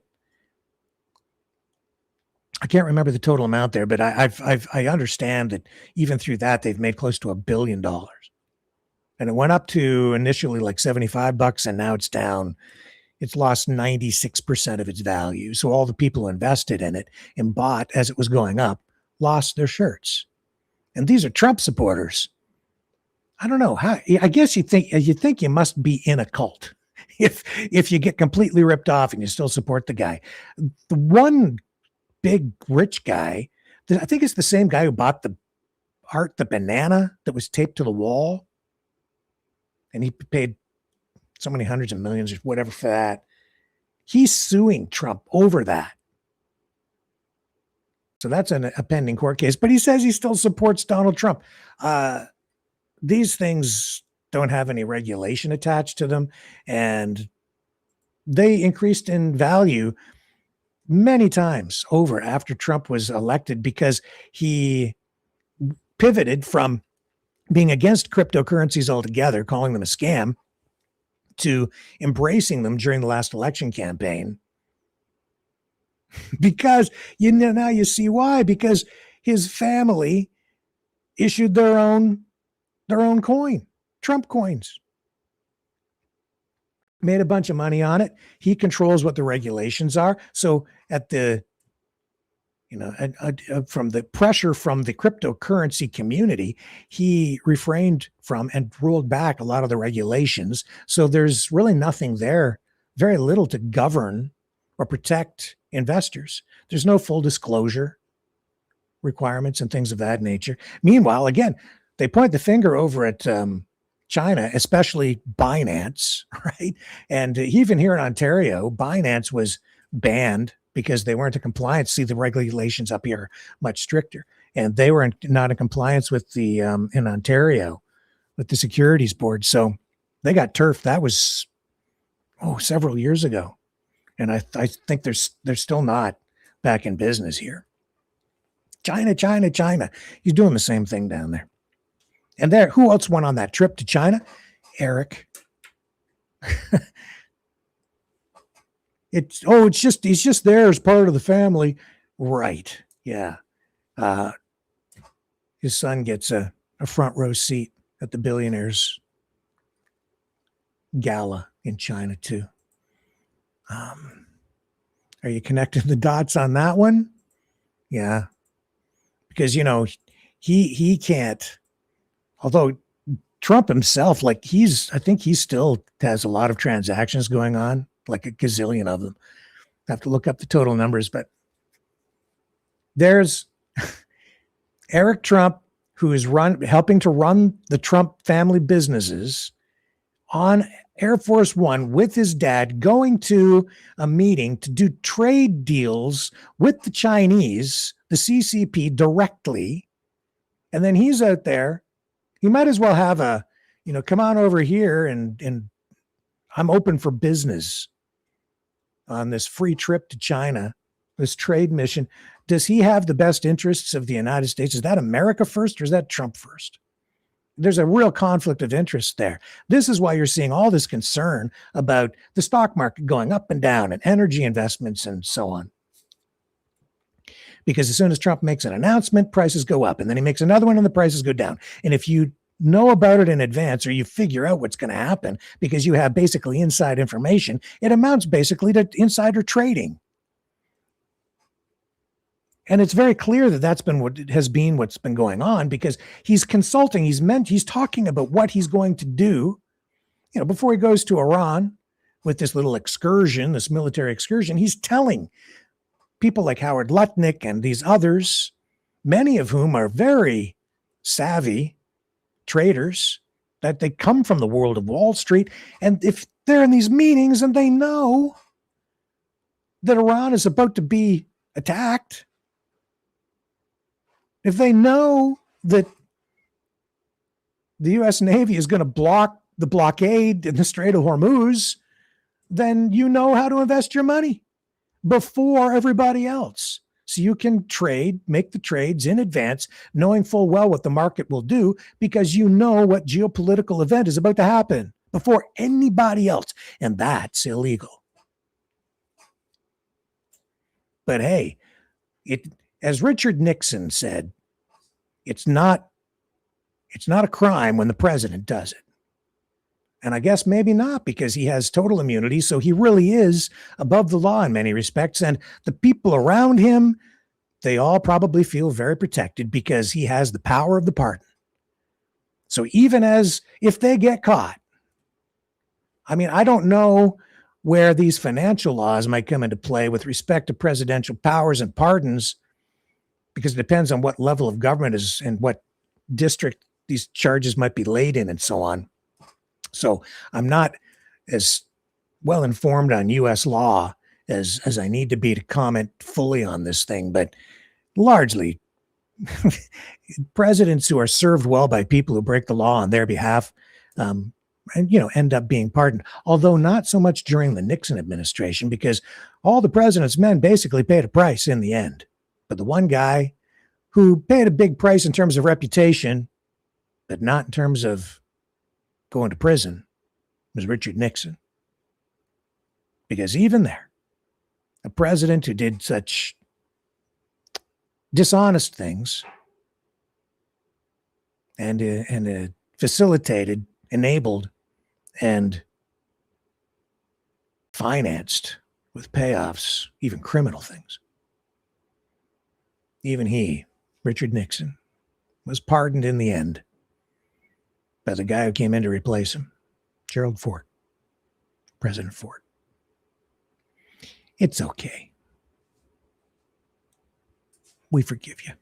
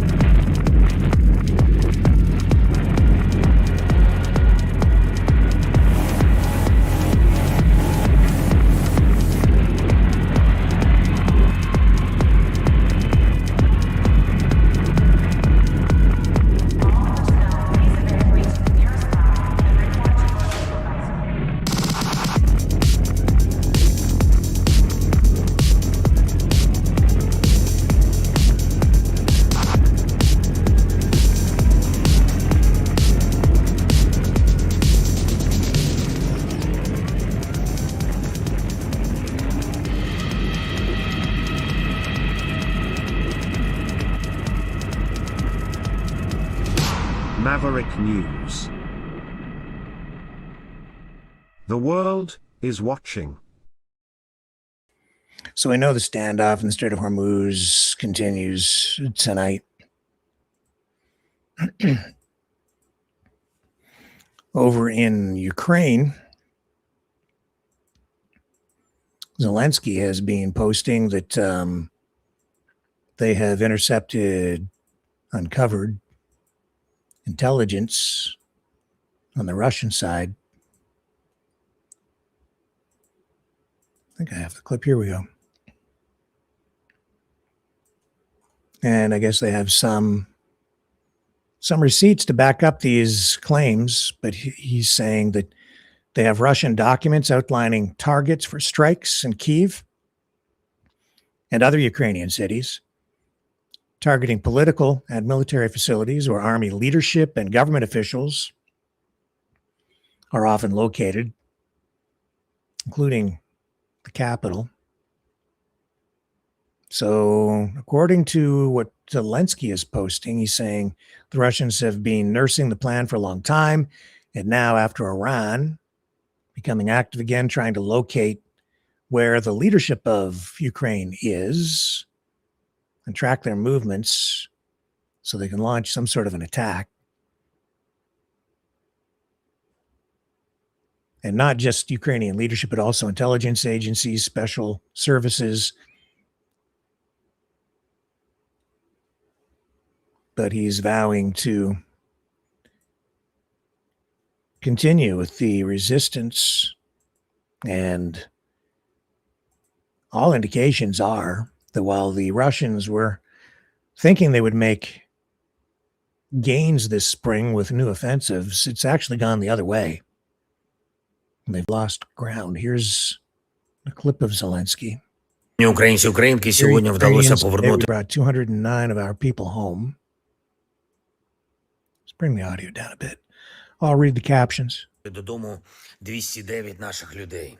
205 військових, 205 military personnel who had been held in captivity, most of them since 2022, as well as 4 civilians. З 22-го року та ще 4 цивільних, які були захоплені в полон Captured by the Russians last year in the Sumy direction. росіянами торік на Сумському напрямку. Цей обмін This exchange is the first stage of the large-scale exchange we agreed on in the 1,000 for 1,000 format, which was supposed to be the ceasefire that Donald Trump said that he brokered during the 3-day period covering the May 9th military parade in Moscow. We are working to ensure there are further stages as well. It is always one of the best and most hopeful pieces, because that exchange was supposed to take place before, but I guess finally they got some movement on it. It is always one of the best and most hopeful pieces of news when our people return home from captivity. I want to thank the mediators, the United States. We spoke with them ahead of May 9th about the political guarantees needed to ensure these agreements are implemented. I also want to particularly recognize all our warriors who, through their courageous actions on the front line, ensure the replenishment of Ukraine's exchange fund, that's on prisoners. Every Ukrainian unit that delivers this result is helping bring our people home from captivity. Today, there was also a detailed meeting with our intelligence agencies, the Defense Intelligence of Ukraine, the Foreign Intelligence Service, the Security Service, Ukraine and Ukraine's General Staff. Several important issues were discussed. Of course, we must respond to Russian strikes, and Ukraine was hit pretty hard. I think 14, 16 people killed.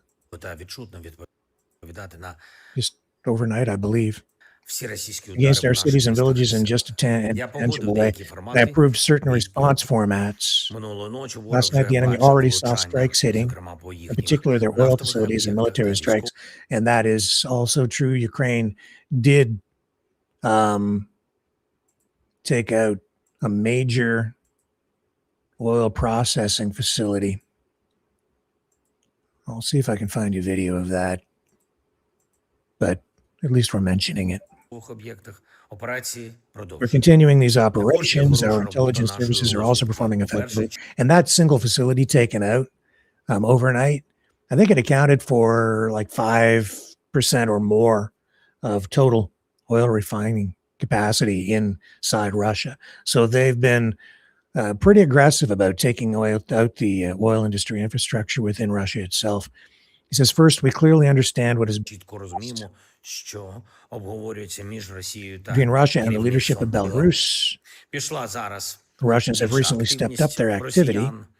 I mean, in talks with Alexander Lukashenko, they want to draw Belarus much deeper into the war and launch additional aggressive operations precisely from Belarusian territory, either against our Chernihiv, Kyiv, or against one of the NATO countries bordering Belarus. Of course, we will continue defending Ukraine, defending our people, Ukrainians. I instructed Ukraine's defense and security forces to prepare a response plan, and we will review and approve it at the staff meeting. We will strengthen the Chernihiv-Kyiv direction. Our partners are also aware of what is happening and what Belarus is being pressured into. We also have Russian documents outlining targets for strikes in Kyiv, strikes on Kyiv and other Ukrainian cities, political and military facilities where army leadership and government officials may be located, including here on Vancouver Street. They have been nursing this plan for a long time. Now, after Iran, we become alive again, trying to locate us and track our movements. The same applies to other members of the Ukrainian leadership, intelligence agencies, and our special services. Some in Moscow have still failed to understand that Ukrainians will never surrender their independence, one way or another, whether on Bankova, that's where the capital is, and where government sits. We will not surrender our land, our sovereignty, or our state. And one more thing. This morning, I was at the site in Kyiv where the Russians destroyed a residential building, an ordinary apartment block with their KH-101 missile. This is what I was talking about. Strike on Ukraine. They practically wiped out an entire section, 9 floors. Remnants of the missile were found in the basement. 24 people were killed. I was way off. I said 14 to 16. I guess it's 24. Including 3 children. Ordinary people. They were simply at home, unfortunately.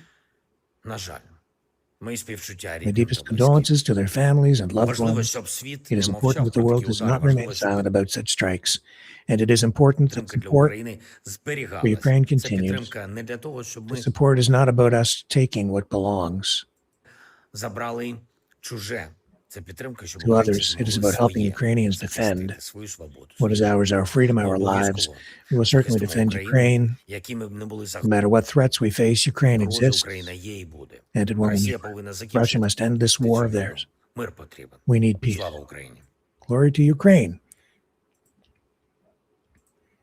One of the things that I've come to recognize and be concerned about is the similarities between what started this conflict in Ukraine, this war, and what is unfolding in Canada right now. The scenario is hauntingly similar. We don't hear too much about it over here because the other narrative is the one that is most prominent. But at the heart of this whole thing in Ukraine was a jacked up civil war, an effort to separate the country, to split it.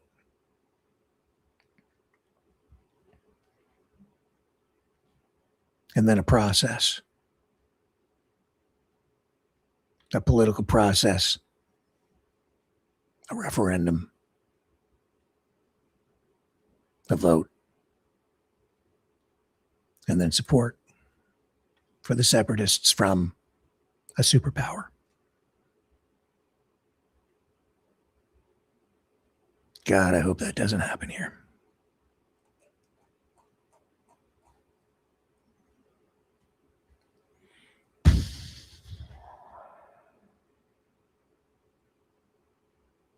I really don't. Stay with me.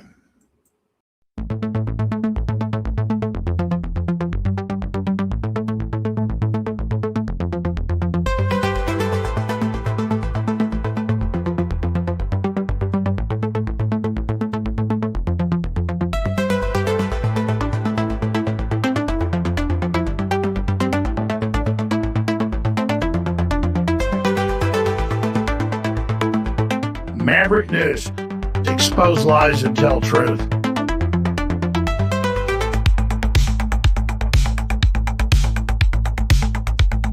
The world is watching.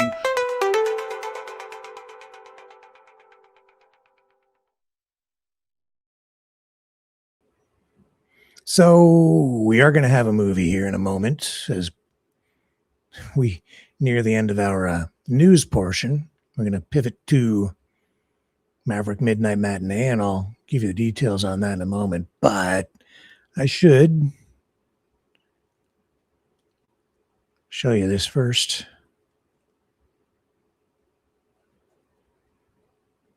This is these are the documents that we were just referred to.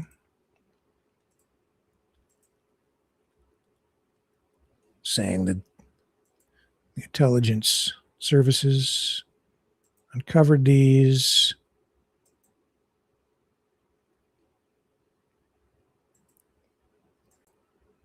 Targeting bunkers and targets, political, military. The seats of power, both in terms of government power, military authority, and actual infrastructure, but looking to take out the leadership. Decapitation strikes. Take out the military leaders and the political leaders in Ukraine. So that's what these documents, and these are just a couple of them, apparently, allegedly, show. So I just thought I'd show you a couple of the receipts just to help you decide for yourself whatever you want to think about that. Am I missing any other major news stories here tonight that we haven't covered? Oh, I don't think we're going to get too much into the U.S. scrapping the deployment of 4,000 troops to Poland. No big surprise there, as Trump really shifts in a dramatic way the focus of the U.S. military globally. And pivots away from Europe, traditional allies. We'll see how far it goes. Oh, I know what I didn't tell you. Two things before we go to the movie. There's this AI story and this other story about kids right here. Kids and nicotine. Yeah. First of all, talking about AI and digital security, we mentioned CBDCs and data breaches and electors lists being published out in Alberta land. Well, here we have NordVPN threatening to leave Canada. They might, says, lawful access bill could lead to exit from Canada, major VPN provider says. And that's because NordVPN says it could pull out of Canada if the federal government's proposed lawful access bill is passed. It's reviewing the bill, seeing what this would do is it would compel VPN providers, which have the technology to reroute your internet path on the net so that your internet providers, so that your so the government can't see what your activity is online. Keeps your online activity private. But a lot of these VPN providers, virtual private networks, they still have a record of where you go. They just don't do anything about it.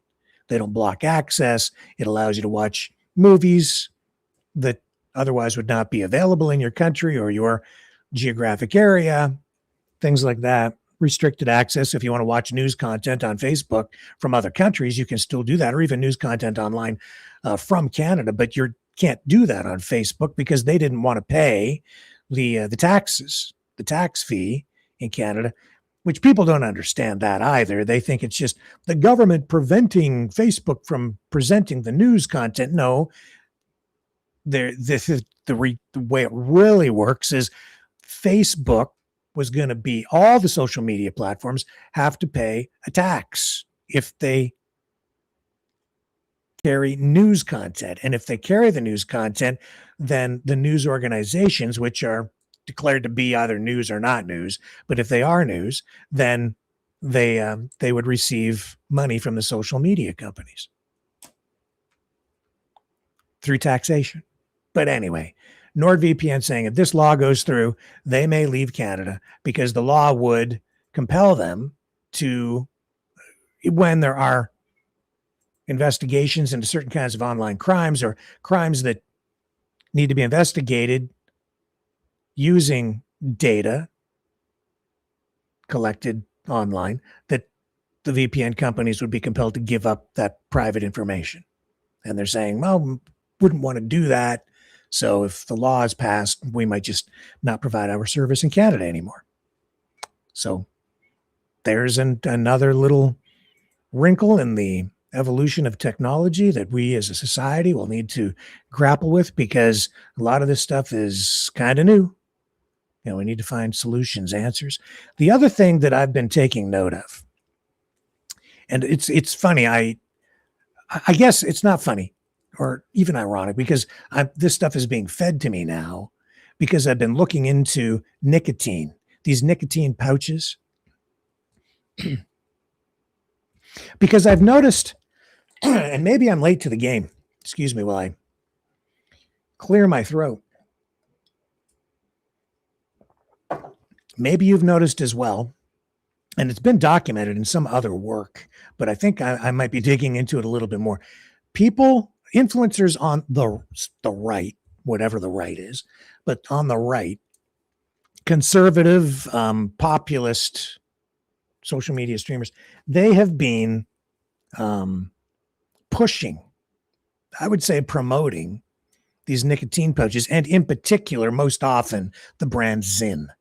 Now, Tucker Carlson, I've highlighted this previously. He now has his own brand. He at first was like pushing Zyn aggressively on his podcasts, then pivoted away, and then he launched his own brand of nicotine pouches. So now what I've been noticing is some of these influencers are using smoke-free tobacco or these nicotine pouches during their broadcasts. I've noticed at least one politician that I might bring attention to kind of promoting it by brand. So I might highlight that in the days ahead. Also, it's now coming to light that, well, there's money being paid to, I think, some of these online social media influencers through sponsorships in order to promote these nicotine products. This is very controversial. And this is all about big tobacco. This is like big tobacco 2.0, in my view, trying to find ways to keep their business model alive. As fewer and fewer people smoke, they're now promoting these nicotine products, pure nicotine, So there's a synthetic version that they put out there, and there's natural stuff that comes right from tobacco. But it is the big tobacco cigarette companies with just a new product, a new way to push the drug that got probably billions of people at this point addicted worldwide. And in America, they always promoted this stuff through culture, mass media. I'm finding I think back to donut shop. We talked about Tim Hortons and Dunkin' Donuts coming into the marketplace. I think back to, the 70s when donut shops were effectively gas chambers because they were a place where people would go and smoke their brains out while they would eat donuts and drink coffee. I remember when the smoking bans came into place and how that became a big issue of rights and, but you think back even further, the way that cigarettes were promoted as a form of liberation, freedom for women. Well, there's not too much freedom in addiction, in my view. I'm all about freedom, and products are products that people make choices, and there are warning labels right on the product. So there's that aspect to it. But we put these laws and regulations in place against the promotion and advertising of tobacco products because we know that they cause harm, because we know that they cause cancer, emphysema, all kinds of suffering at end of life, and shortens life. People can choose that, I guess, if they want to. They can still do it today. There are taxes, sin taxes. A carbon tax on cigarettes, if you will. But what I'm seeing right now is most of these products have still not been approved for sale in Canada, not even entirely in the United States. And there are rules against advertising them on platforms like television, radio, magazines, just as you can't advertise tobacco products really legally on television, radio, traditional media. But there are other ways to promote things through things like product placement, where you have people use a product in a movie and show the label, or even just show them using the product. If you show people smoking, it normalizes it, and people will, if you glamorize it, make it look sexy. You have a supermodel smoking a cigarette, or even if they're eating bugs, as Nicole Kidman did, kind of promoting the idea of eating bugs. Oh, look, Nicole Kidman, sexy movie star. She ate bugs. It must be cool to do that. You might not think it has an impact on you, but it does. It has an impact on everybody. This is how they promote products. And certainly the tobacco industry has always done that kind of thing. But now they're promoting these tobacco products, smoke-free tobacco, and just pure tobacco or derived nicotine. It looks to me like they're finding ways to get these influencers to mention their product, to use the product, to make it look cool, to make it look like, it's a conservative or populist thing to do. If you want to be part of the club, this is how this is how you do it. And there are, Tucker Carlson says that Zyn is a girl's brand now. If you want to be a man, you got to use, I don't remember the name of his, but this is why I mentioned in the lyrics to that song that we created, right? Chemical Addiction. And then, I'm even seeing it wind its way into the political sphere. And I don't think it's just genuine concern for people's health where they're saying, let's have a smoke-free society. No, they're promoting these products because they want to get you addicted. You might not be smoking, and maybe in some ways it might not be as harmful as smoking, but there are still serious health ramifications from these tobacco products and unintended consequences as well. Here, let me show you. Kids under 6 years of age are being poisoned because they're seeing parents, adults using the products. And just like kids, how many kids have watched their parents smoke and then get cigarette butts or whatever and try smoking behind their parents' backs, even when they're very young. Happens all the time. Well, it's the same thing with these nicotine pouches and smoke-free products. U.S. children ingesting nicotine pouches, according to a new study. Several children in intensive care, and there's an uptick in poisonings as popularity of the pouches explodes. This is in The Guardian. Other reports of this study covering it. Reports of U.S. children under 6 ingesting nicotine pouches, the small rectangles containing flavored nicotine that have exploded in popularity, jumped 763% in just 3 years in this new study. Several of the children ended up in intensive care after ingesting the pouches. The uptick in poisonings comes as the country has seen a recent surge in sales of nicotine pouches. Zyn, that's the most popular brand, a brand of nicotine pouches produced by the Stockholm-based Swedish Match, which is owned by the cigarette manufacturer Philip Morris International, has become particularly popular with the hashtag Zyn, accumulating more than 700 million views on TikTok and right-wing commentators such as Tucker Carlson promoting it. The pouches come in flavors such as citrus and mint, which public health experts say makes them more attractive to children and to teens. I can go on about it, but you got the idea.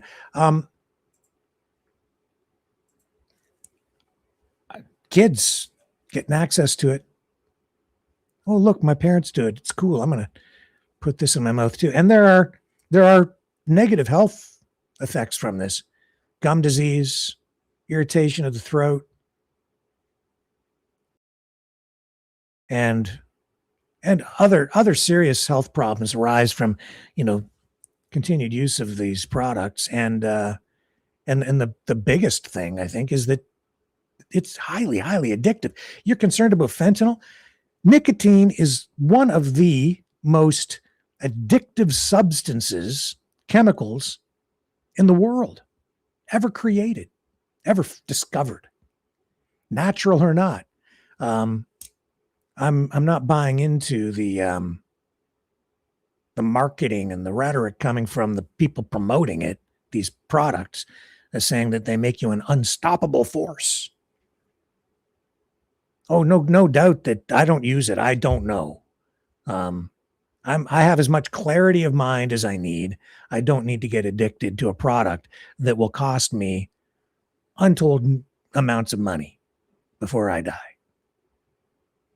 Money that I'll need to spend, I would need to spend, whether I liked it or not, because I would become addicted to it. So I would need it. I would have a dependency. And then another big corporation with a long history of enslaving people through addiction would just get that much richer. No, thank you. You tell me in the comments if you want me to elaborate on this more in future broadcasts. I don't like it. That's my personal opinion. And I just don't buy the argument from the politician who I took note of the other day making this argument. And there have been actually a number of them. And the influencers who are saying, no, we need these products because we need to lift the regulations and we need to open the market to Zyn in Canada because these are good products that help people stop smoking. Maybe.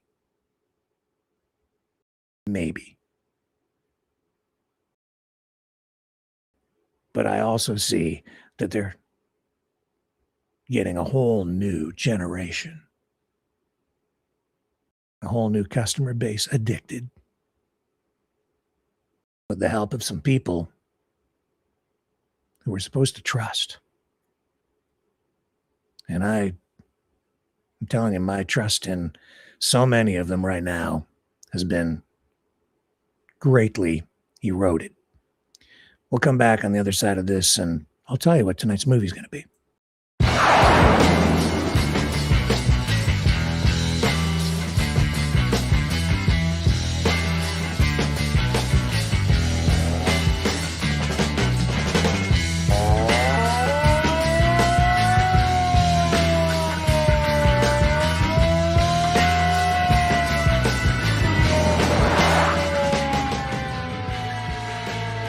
Maverick News. Fighting for freedom.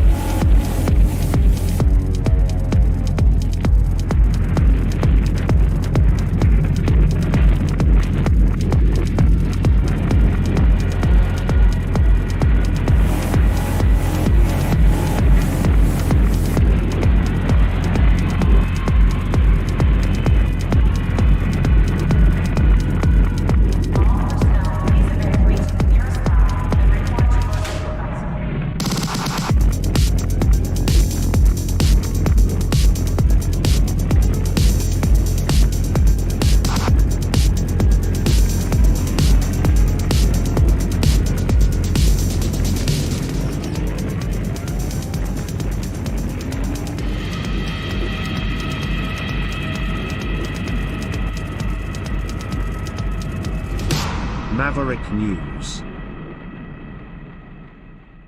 The world is watching. Do you guys like these teleplays? I like them from like the 50s, 60s, especially the 50s and 60s. You know, One Step Beyond, Twilight Zone, those kinds of things. There are quite a number of them from that era. To me, it's sort of like live theater for television. Well, tonight we have science fiction theater. This is there are a number of these that are available, quite a few from season 2. And so tonight we're going to bring you an episode called Signals from the Heart. And this is back in 1956. Now, if you are watching on YouTube tonight, you will need to go over to Rumble and watch over there, because YouTube doesn't like it when we run any of this stuff. So we always jump off YouTube when we begin on Friday nights, our Maverick Midnight Matinee episode at the tail end of the broadcast. And this one won't keep you occupied too late tonight. It certainly won't be on until midnight, because it's just a teleplay. And I'm only going to run the one episode tonight. So this will occupy you for about a half hour, and it will be a half hour well spent. And with that in mind, let's get this show on the road, okay? One moment while I cue up the intro from Maverick Midnight Matinee, signing off from YouTube, and I will see you guys, all you Maverick Midnight Matinee maniacs, on the other side of this.